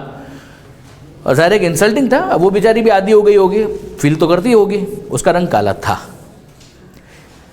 یہ جو تھا وہ بہت گڈ لکنگ تھا، واقعاً ہینڈسم. وہ جو کیس میرے سامنے لے کر آئی وہ یہ لے کر آئی کہ اب وہ 50 سال کا ہو گیا ہے، انتہائی کریہ المنظر، انتہائی بدصورت. آج بھی وہ ارب پتی ہے، ایسا نہیں پیسہ کم ہو گیا، مگر چہرہ یہ ہو گیا. ان میں سے کون سی چیز ایسی ہے جس کو دوام ہے؟ میں نہیں کہہ رہا کہ انسان خواہ خواہ اپنے آپ کو بدصورت بنا لے، یہ میں نہیں کہہ رہا. میں آپ سے انصافاً عرض کرتا ہوں، کچھ چیزیں ہوتی ہیں کہ جو کبھی آپ کے زندگی کے اندر آپ کے ایکسپیرینسز ہوتے ہیں، تجربات ہوتے ہیں کہ جس سے آپ اس چیز کو سمجھتے ہیں. یہ فلسفی مجھے سمجھ میں آئی ایک پینسل سے اور ایک بن کباب سے. کیا کہتے ہیں؟ برگر. آج کے زمانے میں، اس زمانے ہم لوگ تو برگر کو نہیں کہتے تھے، بن کباب کہتے تھے. میں آپ سے بالکل صحیح عرض کر رہا ہوں. مجھے یہ دو چیزوں کے ذریعے سے یہ چیز سمجھ میں آئی کہ اس دنیا کے اندر دوام نہیں ہے. یہ میری بالکل کلاس شاید 3 یا 4 کی بات ہے. پینسل ہمارے پاس کبھی ہوتی تھی، کبھی نہیں ہوتی تھی. ظاہر ہے کہ بیک گراؤنڈ جو ہے وہ کوئی بہت رچ بیک گراؤنڈ تو نہیں تھا. ہماری جو ٹیچر تھیں انہوں نے ایک دفعہ ایک پینسل دیکھا کہ وہ چھوٹی سی وہ پینسل ہے، اسی کو شارپ کر کر کے بیچارہ لکھ رہا ہے. اس نے لے کر مجھے ایک پینسل لا کر دے دی، گفٹ کی. اچھا وہ پینسل آئی، میں بھی بہت خوش ہوا، بہت اچھی پینسل تھی. پتہ نہیں اس زمانے میں شاید گولڈ فش نام تھا ایک کمپنی کا، کیا تھا یا کون سا تھا. بہرحال وہ پینسل آ گئی، بہت اچھی پینسل تھی، اس ٹھیک ٹھاک لمبی بھی تھی، اور اس کو چھیل کر اس کو شارپ کر کے ہم لوگوں نے لکھنا شروع کر دیا. لکھتے گئے. بھائی کب تک چلے گی یہ کب تک چلے گی؟ جو مجھے بہت پسند ہے، بہت اچھی ہے، بہت کب تک چلے گی؟ مجھے اچھی طرح سے یاد ہے شاید 15 دن کے بعد انہوں نے سوال کیا کہ تم پھر وہی چھوٹی پینسل سے لکھ رہے ہو, وہ کدھر گئی جو میں نے دی تھی؟ میں بولا میم آپ نے وہ 15 دن پہلے دی تھی, وہ چھل کر ختم ہو گئی, وہ تھوڑی باقی رہنے والی تھی. بلیو می, یہ چیز میرے ذہن میں آج تک نقش ہے. لیکن مجھے اس وقت سمجھ میں آیا تھا کہ آپ کتنی ہی اچھی چیز اس دنیا کے اندر لے لیں, اسے کنزیوم ہونا ہے, اس کے اندر ڈیوریبلٹی نہیں ہے, اس کے اندر پائیداری نہیں ہے. اور ایک یہ بن کباب برگر, یہ آپ کے لائنز ایریا کے اندر یہاں قریب میں جو ہے وہاں پر ایک جگہ تھی, وہ ہمارے ماموں وغیرہ رہا کرتے تھے, مجھے بہت پسند تھا. اور ہمیشہ مجھے اس بات کا غم ہوتا تھا یہ ختم ہو جاتا ہے, یہ ختم ہو جاتا ہے. کھاتے ہیں اور ختم ہو جاتا ہے. پیسے جمع کرتے ہیں تھوڑے تھوڑے تھوڑے تھوڑے تھوڑے, اور خرچی سے اور سب کچھ کرتے ہیں, اور اس کے بعد اتنے بنتے ہیں کہ ایک بن کباب آ سکے, جا کر لیتے, ختم ہو جاتا ہے.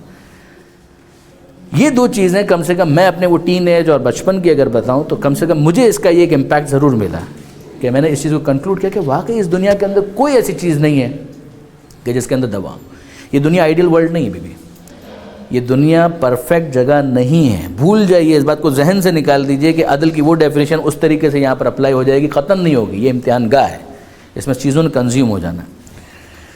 اب اس کے بعد بہت تیزی کے ساتھ ہم آگے بڑھیں, اور جو ایک لسٹ انہوں نے دی ہے, بہت اچھی لسٹ ہے, کہ کچھ عقلی دلائل دیے ہیں جبر کے نظریے کی رد پر, کہ انسان ایبسولوٹلی مجبور نہیں ہے.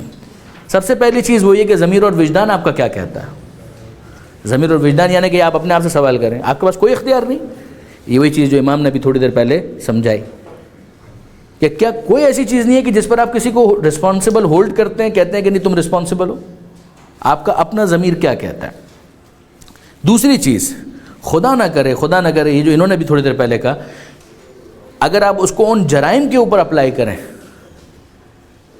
کہ اگر انسان کے پاس کوئی اختیار نہیں ہے تو پھر آپ اس کو پھانسی پر کیوں چڑھا رہے ہیں,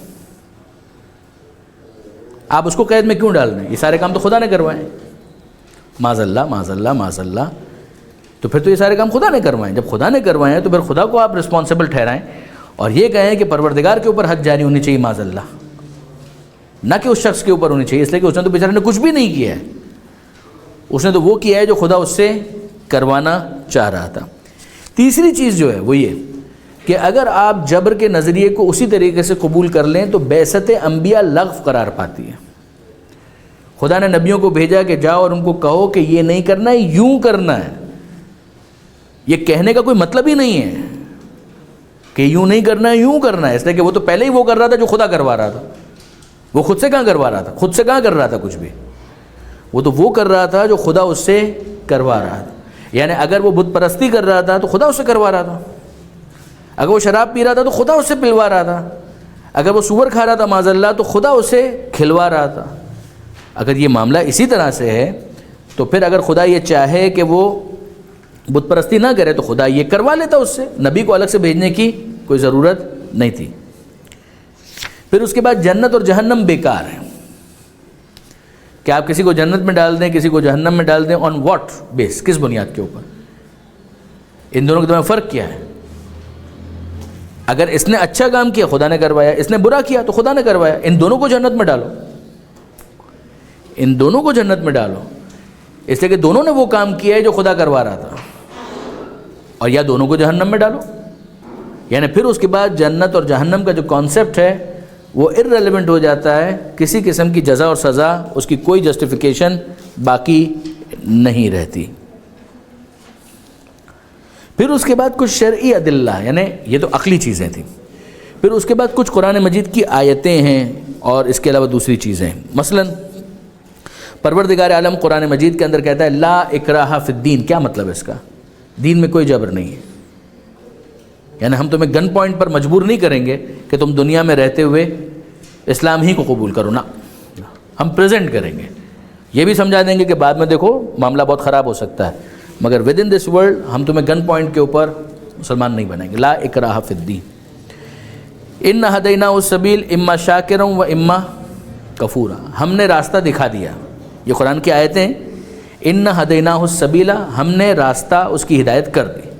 اما شاکرا و اما کفورا. اب یہ انسان کی مرضی ہے, وہ چاہے تو شکر کرنے والا بنے, چاہے تو کفر کرنے والا بنے. یہ آیت کیا بتا رہی ہے؟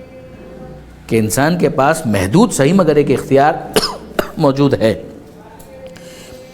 قل الحق من ربکم, یہ سورہ دہر کی آیت تھی جو ابھی ہم نے پڑھی. اب اس کے بعد جو آیت ہے یہ سورہ کہف کی ہے. قل الحق من ربکم، اے حبیب ان سے کہہ دیجئے حق تمہارے رب کی طرف سے. من شاء فلیؤمن من شاء فلیکفر، جو چاہے وہ مومن بنے، جو چاہے وہ کافر بنے. آپ خود ان آیتوں کو دیکھیے، سیلف ایکسپلینیٹری ہیں کہ ان کے ذریعے سے واضح طور پر سمجھ میں آتا ہے کہ انسان کے پاس اختیار ہے. فمن شاء اتخذ الی ربہ مآبا، سورہ نبا 30واں پارہ جہاں سے شروع ہوتا ہے. جو چاہے وہ اپنے رب کی طرف رجوع کرے، جو چاہے.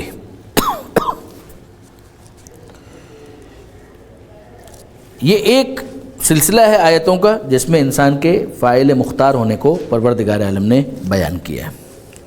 پھر اس کے بعد ایک دوسرا سلسلہ ہے کہ جس کے اندر پروردگار عالم نے خود سے ظلم و جور کی نفی کی ہے، کفر و شرک پر رضامند ہونے کی نفی کی ہے کہ میں تمہارے شرک پر راضی نہیں ہوں، میں تمہارے کفر پر راضی نہیں ہوں.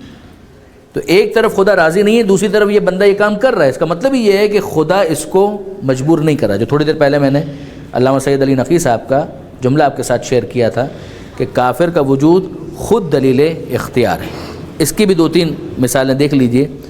مَلَّهُ يُرِيدُ ظُلْمًا لِلْعِبَادِ، اللہ اپنے بندوں پر ظلم کا ارادہ بھی نہیں کرتا، یعنی ظلم تو نہیں کرتا، ظلم کا ارادہ بھی نہیں کرتا. ان اللہ لا یظلم مثقال ذرہ، اللہ ذرہ برابر بھی ظلم نہیں کرتا. یہ جو خدا کی طرف سے پروردگار عالم نے خود اپنی طرف سے ظلم کی نسبت کی نفی کی ہے، تو پھر انسان تو ظلم کر رہا ہے، خدا اپنی طرف نسبت نہیں دے رہا، تو پھر رسپانسبل کون ہے؟ یہ کون کر رہا ہے ظلم؟ جو کر رہا ہے وہی اس کا فاعل ہے، وہی اس کا انجام دینے والا ہے. پھر اس کے بعد یہ والی جو آیت ہے کافی ہے میرے خیال میں یہ بھی. پھر اس کے بعد تیسری کیٹیگری میں آ جائیے. تیسری کیٹیگری وہ ہے کہ جس میں اللہ نے انسانی افعال کی نسبت انسان ہی کی طرف دی ہے، اور آخر میں جزا اور سزا کو انہی کے افعال خیر یا شر کا نتیجہ قرار دیا ہے. فویل للذین یکتبون الکتاب بایدیہم، وائے ہو، تباہی، بربادی ان لوگوں کے لیے جو اپنے ہاتھ سے لکھ لیتے ہیں، ثم یقولون ھذا من عند اللہ، اس کے بعد کہتے ہیں یہ اللہ کی طرف سے. اگر گناہ سارے کے سارے خدا ہی کی طرف سے ہیں تو یہ والا گناہ بھی خدا کی طرف سے ہونا چاہیے. مگر پروردگار عالم تو اس بات کے اوپر ان کی مذمت کر رہا ہے، ان کا افسوس ان کے حال پر. اپنے ہاتھوں سے لکھتے ہیں، پھر اس کے بعد کہتے ہیں، یہ خاص طور پہ اہل کتاب نے جو تحریفات وغیرہ کی تھی اس کے کانٹیکس میں ہے کہ انہوں نے اپنی طرف سے لکھ دیا اور کہا کہ یہ اللہ کی طرف سے نازل ہوا ہے، جو تحریف ہے. تو ھذا من عند اللہ، سورہ بقرہ کی آیت ہے. پھر اس کے بعد ایک آیت ہے سورہ تحریم کی، انما تجزون بما کنتم تعملون، تمہیں جزا دی جائے گی ان اعمال کی جو تم انجام دے رہے ہو. یہ میں نے عرض کیا کہ خود انسان کی طرف اس کی نسبت دی جا رہی. الیوم تجزی کل نفس بما کسبت، آج ہر ایک کو جو اس نے کمایا ہے اس کی جزا دی جا رہی ہے. تو یہ 3 کیٹیگریز ہو گئی. پھر اس کے بعد چوتھی کیٹیگری ہے قرآن مجید کی ان آیتوں کی کہ جن میں کفار اور مشرکین کو ایمان نہ لانے پر ڈانٹا گیا ہے، زجر و توبیخ کی گئی ہے، ان کو ڈانٹا گیا. ڈانٹا کیوں جا رہا ہے اگر یہ خدا ہی کی طرف سے ہے تو؟ ما منع الناس ان یؤمنوا، کس چیز نے ان لوگوں کو روکا ہوا ہے کہ یہ لوگ ایمان نہیں لاتے؟ یہ پروردگار کا سوال کرنا، کس چیز نے ان کو روکا ہوا ہے کہ یہ لوگ ایمان نہیں لاتے؟ تو ان لوگوں کو کہنا چاہیے مالک تو نے تو روکا ہوا ہے، معاذ اللہ، اے پروردگار تو نے تو روکا ہوا ہے، ہم تو جبر کے قائل ہیں کہ جو تو چاہ رہا ہے وہ ہو رہا ہے. لیکن ایسا نہیں ہے. یہ انداز خود قرآن مجید کا بتاتا ہے کہ پروردگار ڈانٹ رہا ہے ان لوگوں کو. لما تصدون عن سبیل اللہ، تم لوگوں کو خدا کی راہ سے کیوں روکتے ہو؟ لما تلبسون الحق بالباطل، تم کیوں حق کو باطل کے ساتھ مخلوط کرتے ہو؟ ما منعک ان تسجد لما خلقت، یہ ابلیس سے گفتگو تھی کہ تجھے کس چیز نے روکا اس کو سجدہ کرنے سے جس کو میں نے پیدا کیا تھا.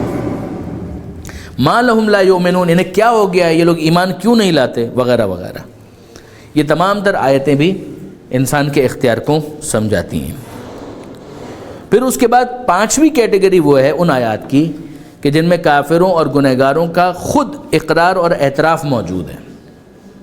مثلا قرآن مجید کے اندر ہے فی جنات یتساءلون عن المجرمین کہ اہل جنت جہنم والوں سے سوال کریں گے ما سلککم فی سقر کہ کون سی چیز ہے جو تمہیں جہنم میں لے گئی. قالو تو انہوں نے کہا لم نکو من المصلین ہم نماز گزاروں میں نہیں تھے.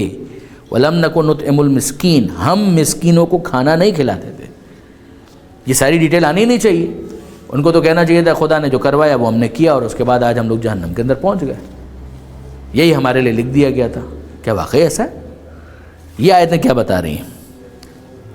سورہ ملک کی بہت تو نہیں نسبتاً مشہور آیت کلما القی فیہا فوج سألہم خزنتہا جب کسی کو جہنم میں ڈالا جائے گا تو جہنم کا خازن ان سے سوال کرے گا الم یاتکم نذیر کیا تمہارے پاس کوئی ڈرانے والا نہیں آیا تھا؟ یعنی کیسے تم آ گئے یہاں پر؟ قالو تو وہ کہیں گے بلا آیا تو تھا کیوں نہیں.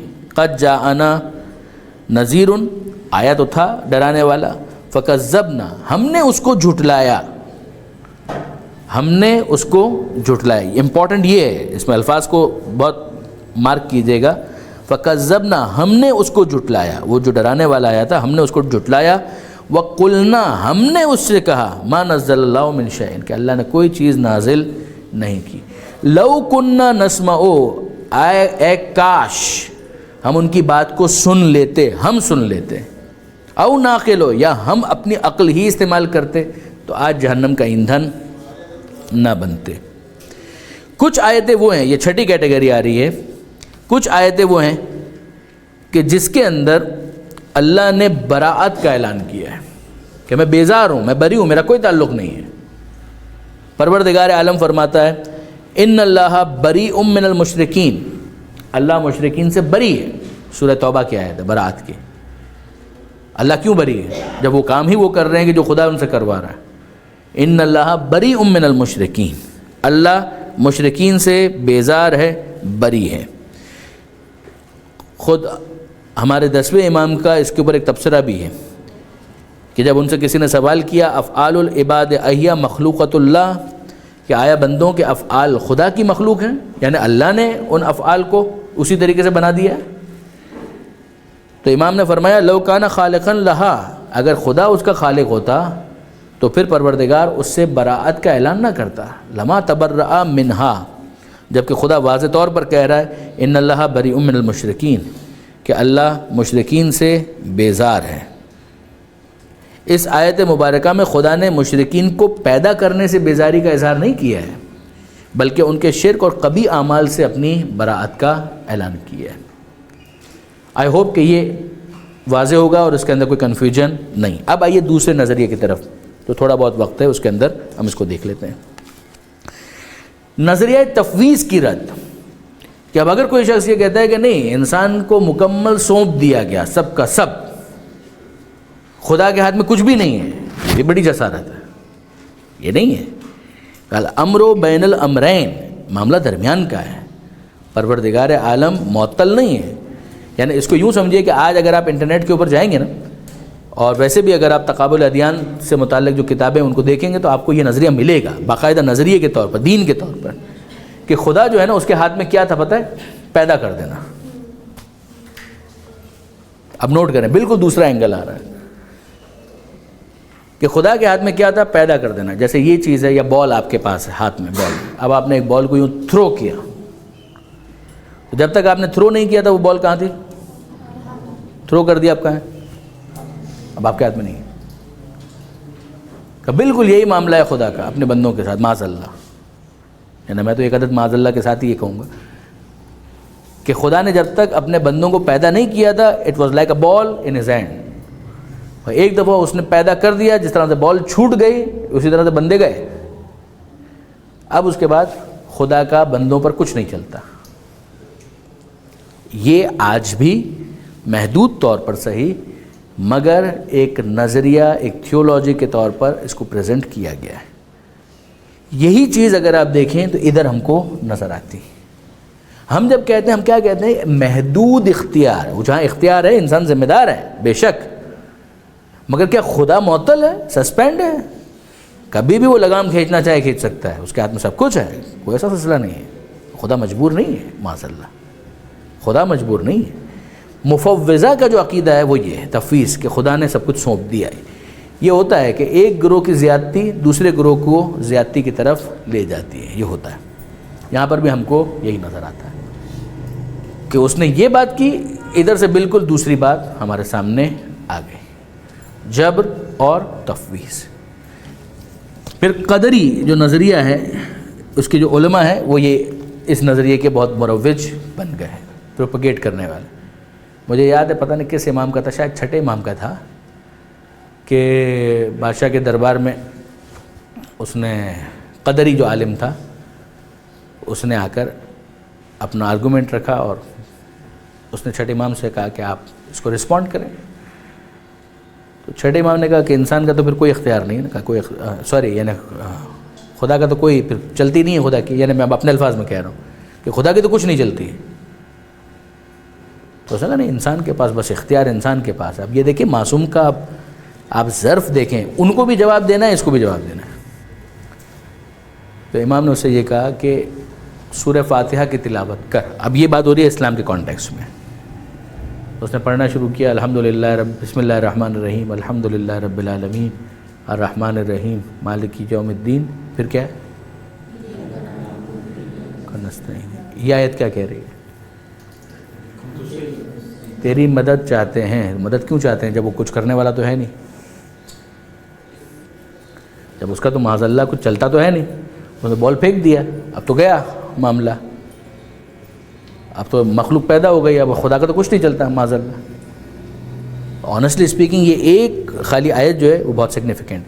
کیا خدا سے اس دنیا میں رہتے ہوئے وہ کام جو مجھے اپنے اختیار سے کرنے میں خدا سے مدد نہیں لے سکتا؟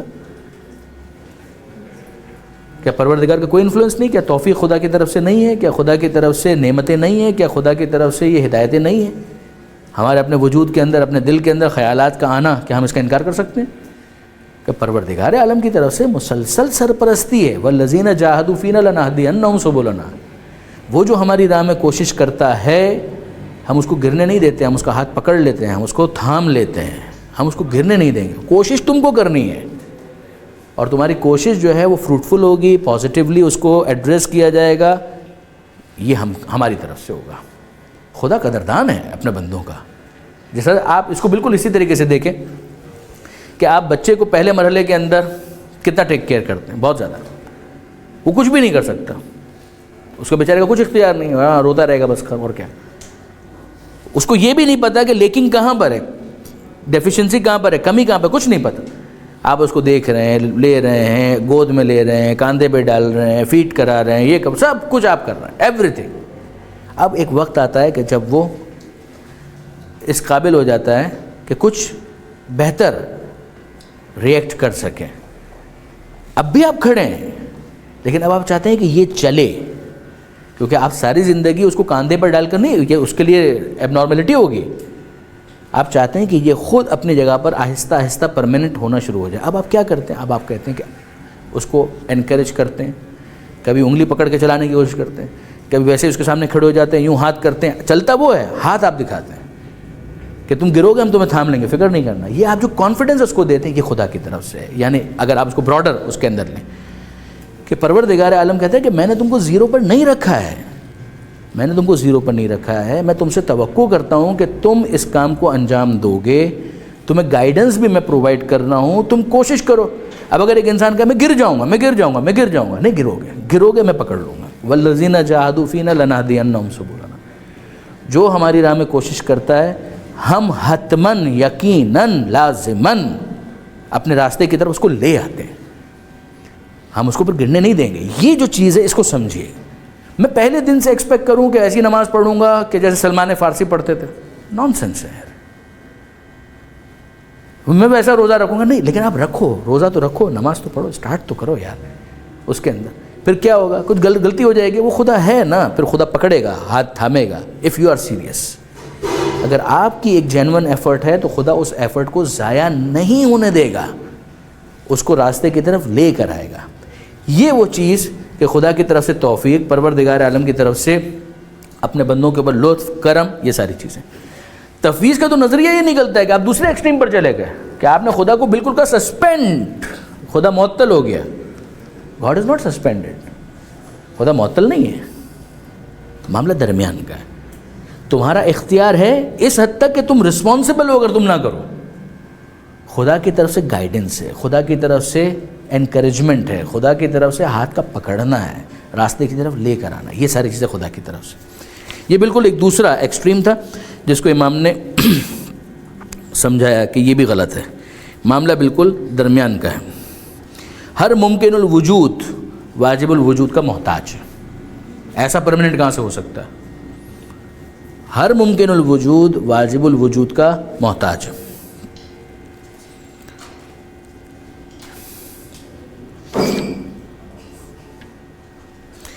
کسی نے 8ویں امام کے سامنے یہ بہت پیارا سوال رکھا کہ ان اللہ فوض الامر الی العباد، کہ اللہ نے سارے معاملات بندوں کے سپرد کر دیے. فوض الامر الی العباد. امام نے کہا اللہ اعز من ذالک، اللہ اس سے بالاتر ہے، اللہ اس سے زیادہ صاحب عزت ہے، اجل اور عرفہ ہے. اس نے کہا فاجبرہم علی المعاصی، تو خدا نے پھر مجبور کر دیا. وہ ایک ایکسٹریم سے دوسرے ایکسٹریم کی طرف جم. تو پھر خدا نے، اس کا مطلب یہ ہے کہ خدا نے اپنے بندوں کو گناہ کے اوپر مجبور کر دیا. تو امام کہتے ہیں اللہ عادل و احکم من ذالک، اللہ اس سے زیادہ عادل ہے کہ اپنے بندوں کو مجبور کرے. معاملہ درمیان کا ہے، درمیان بین کا معاملہ ہے. یہی سوال 6 امام سے ہوا اور آلموسٹ تقریباً یہی جواب امام نے بھی ارشاد فرمایا. اب اس کو ہم کنکلوڈ کرتے ہیں اور ایک مرتبہ پھر اس کو کنکلوڈ کرتے ہیں 6 امام کی اس حدیث سے. امام فرماتے ہیں ان الناس، یعنی قضاء و قدر کے متعلق یہ ساری بحثیں قضاء و قدر کے آف شوٹس ہیں جو ابھی تھوڑی دیر پہلے میں نے کہا بھی تھا. لوگوں کے 3 گروہ ہیں اس نظریے میں، لوگوں کے اس حوالے سے 3 گروہ ہیں. علی ثلاثۃ اوجہ، رجل، ایک وہ ہے کہ یزعم، کہ جو یہ سوچتا ہے، گمان کرتا ہے، ان اللہ عز وجل اجبر الناس علی المعاصی، کہ اللہ نے لوگوں کو مجبور کر دیا گناہوں کے اوپر. یہ گروہ خدا کو اپنی حکمت میں ظالم اور جائر سمجھتا ہے، ظالم سمجھتا ہے کہ خدا نے گناہ کے اوپر مجبور کر دیا. دوسرا گروہ وہ ہے کہ جو یہ سمجھتا ہے کہ معاملات کو لوگوں کے سپرد کر دیا، ایسا سپرد کر دیا کہ خدا کو اپنی سلطنت و حکومت میں بھی کمزور کر دیا کہ اب وہ چاہے تو بھی نہ اسٹرنگز کھینچ سکتا ہے، نہ لگام تھام تو کچھ بھی نہیں کر سکتا. تیسرا گروہ وہ ہے کہ جو یہ کہتا ہے کہ خدا نے لوگوں کو انہی امور کی تکلیف دی ہے جو ان کی قوت برداشت کے مطابق ہے، عدل تشریعی، اور ان امور کی تکلیف نہیں دی جو ان کی طاقت سے زائد ہے. یہ اسی کا دوسرا رخ. یہ گروہ جب اللہ کی اطاعت اور فرما برداری کرتا ہے تو اس کی حمد و ثنا کرتا ہے. وہ جب اطاعت اور فرما برداری کرتا ہے، وہ نماز بھی پڑھتا ہے تو کہتا ہے پروردگار تیری طرف سے توفیق تھی، تیرا احسان ہے کہ تو نے مجھے اس طرف متوجہ کیا. نماز اس نے پڑھی ہے مگر وہ اللہ کی توفیق کو مانتا ہے.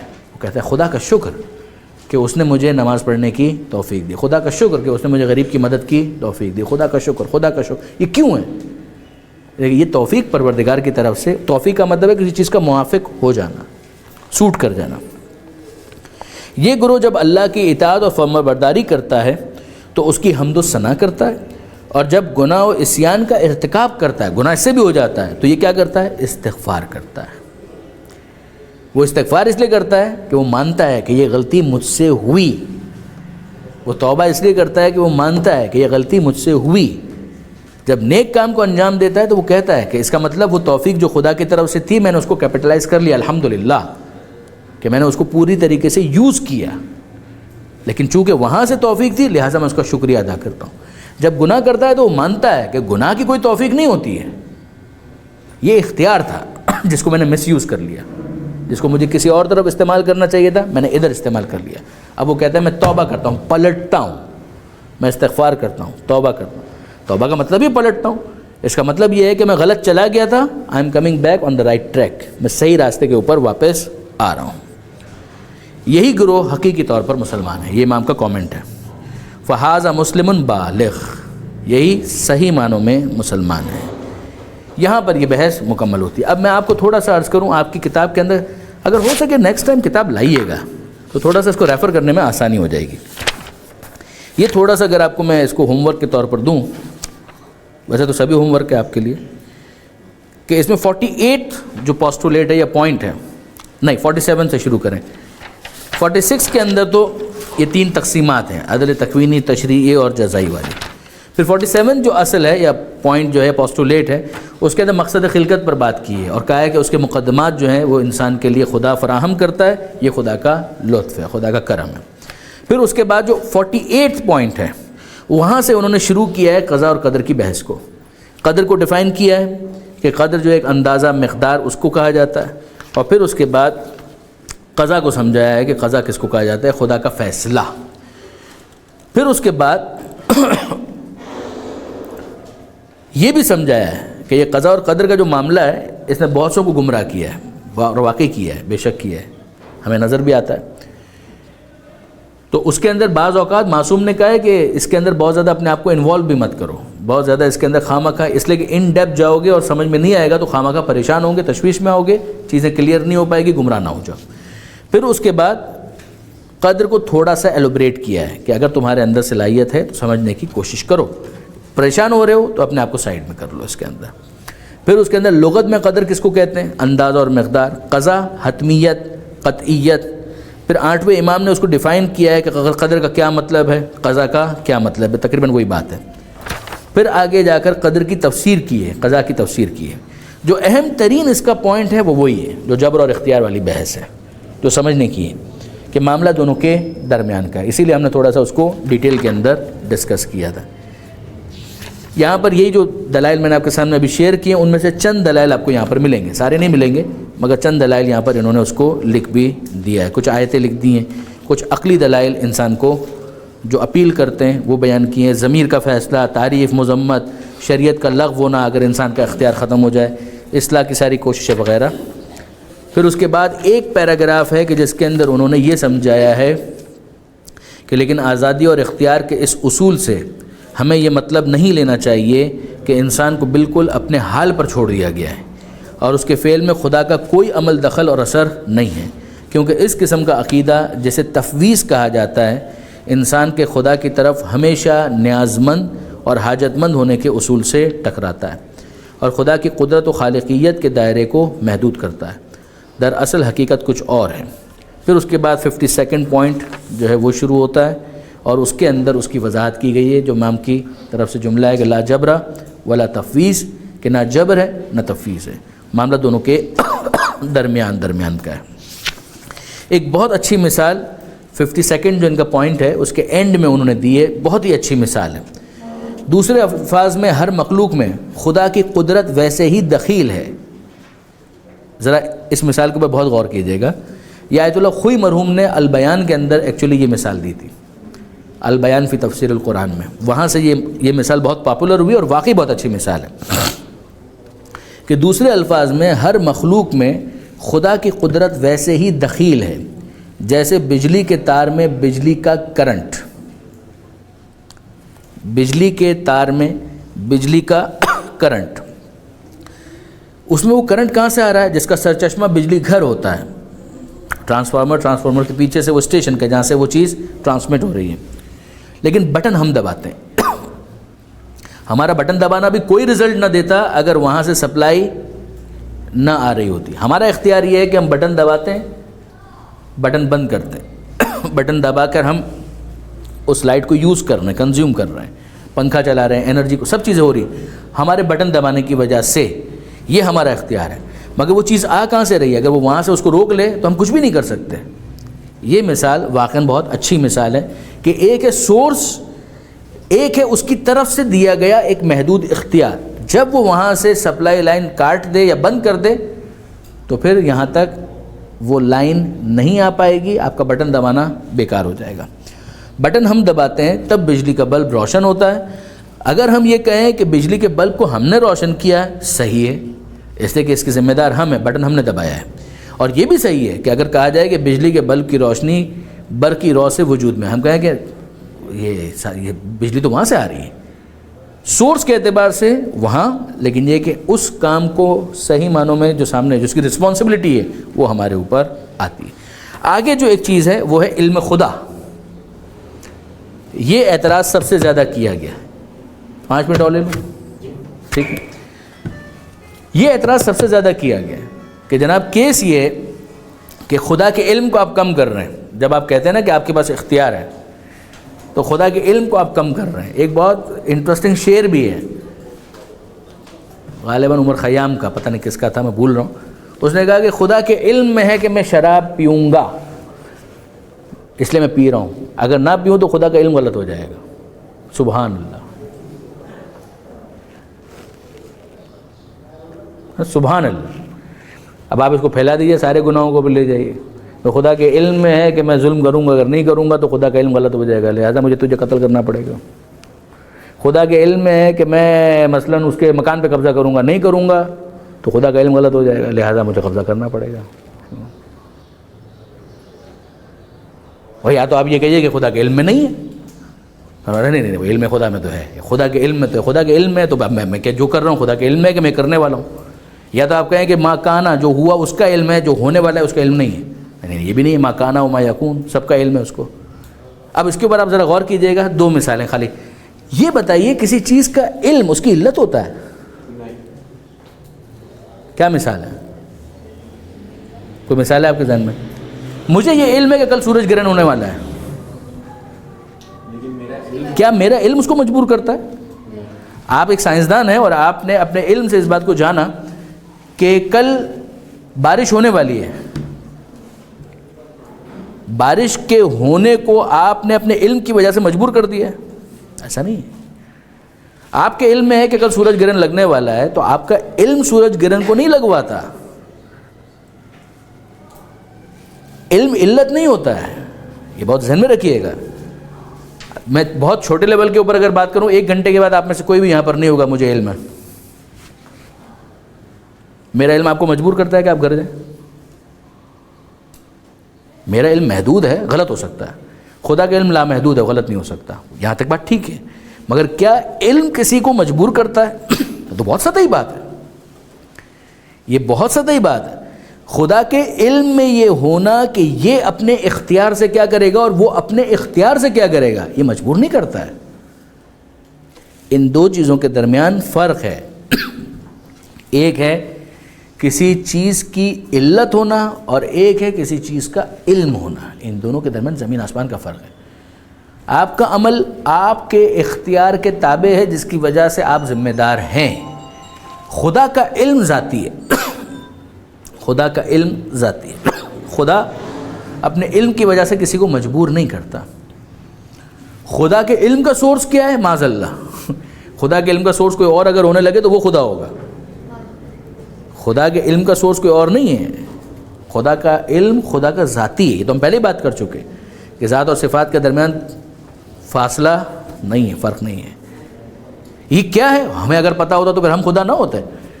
خدا خدا ہے, اس کا علم اس کا ہے. اس کے علم میں کسی چیز کا ہونا ہمیں مجبور کرتا ہے, یہ ہمارے وجدان کے خلاف ہے. یہ ہمارے وجدان کے خلاف. یہ بہت اہم اعتراض کیا گیا اور انفارچونیٹلی آج بھی کیا جاتا ہے. بدقسمتی یہ ہے کہ آج بھی یہ اعتراض کیا جاتا ہے. بعض شیعہ ممبروں سے یہ اعتراض کیا گیا. دکھ کی بات یہ کہ وہ نظریہ کہ جس کو امام نے اتنا ایکسلنٹ انداز میں, اتنا ایلیکوینٹلی ایکسپلین کیا تھا, یہ ساری چیزیں معصوم نے ایکسپلین کی ہیں. یہ جو علم کلام کی ہماری بیسک کتابیں ہیں, ان ڈیپتھ ان لینتھ اس کے اوپر باتیں ہوئی ہیں. دکھ ہوتا ہے. خود پاک کراچی کے اندر بعض ممبروں پر جو بہت ایک انٹلیکچوئل اسٹائل کے اندر اس طرح کے اعتراضات کیے گئے. کچھ انگریزی کے اندر مجالس ہوئی تھی بعض گزشتہ 2-3 رمضان کے مہینوں میں, اس میں یہ باقاعدہ اعتراض کیا گیا. بعض نجی نشستوں کے اندر یہ اعتراض کیا گیا کہ یہ تو خدا کے علم میں, یہ یزید جو ہے امام حسین کو قتل کرنے والا تھا, تو یزید کا کیا قصور ہے؟ آپ نے علم کو علت بنایا اور ظالم کو اس کے ظلم سے بری قرار دیا. بہت بڑا ظلم کیا, خود آپ نے بہت بڑا ظلم کیا. یعنی یہ میں ان کے لیے عرض کر رہا ہوں. تو بہرحال اس سے زیادہ تو اس کے اوپر آپ کو نہیں انگیج کروں گا, لیکن غور کیجئے گا, علم علت نہیں ہوتا. علم شان ہے پروردگار کی, علم کمال ہے پروردگار کا. وہ پروردگار عالم کا علم انسان کو مجبور نہیں بناتا. اللہ آپ کا حامی و ناصر ہو. وآخر دعوانا ان الحمد للہ رب العالمین.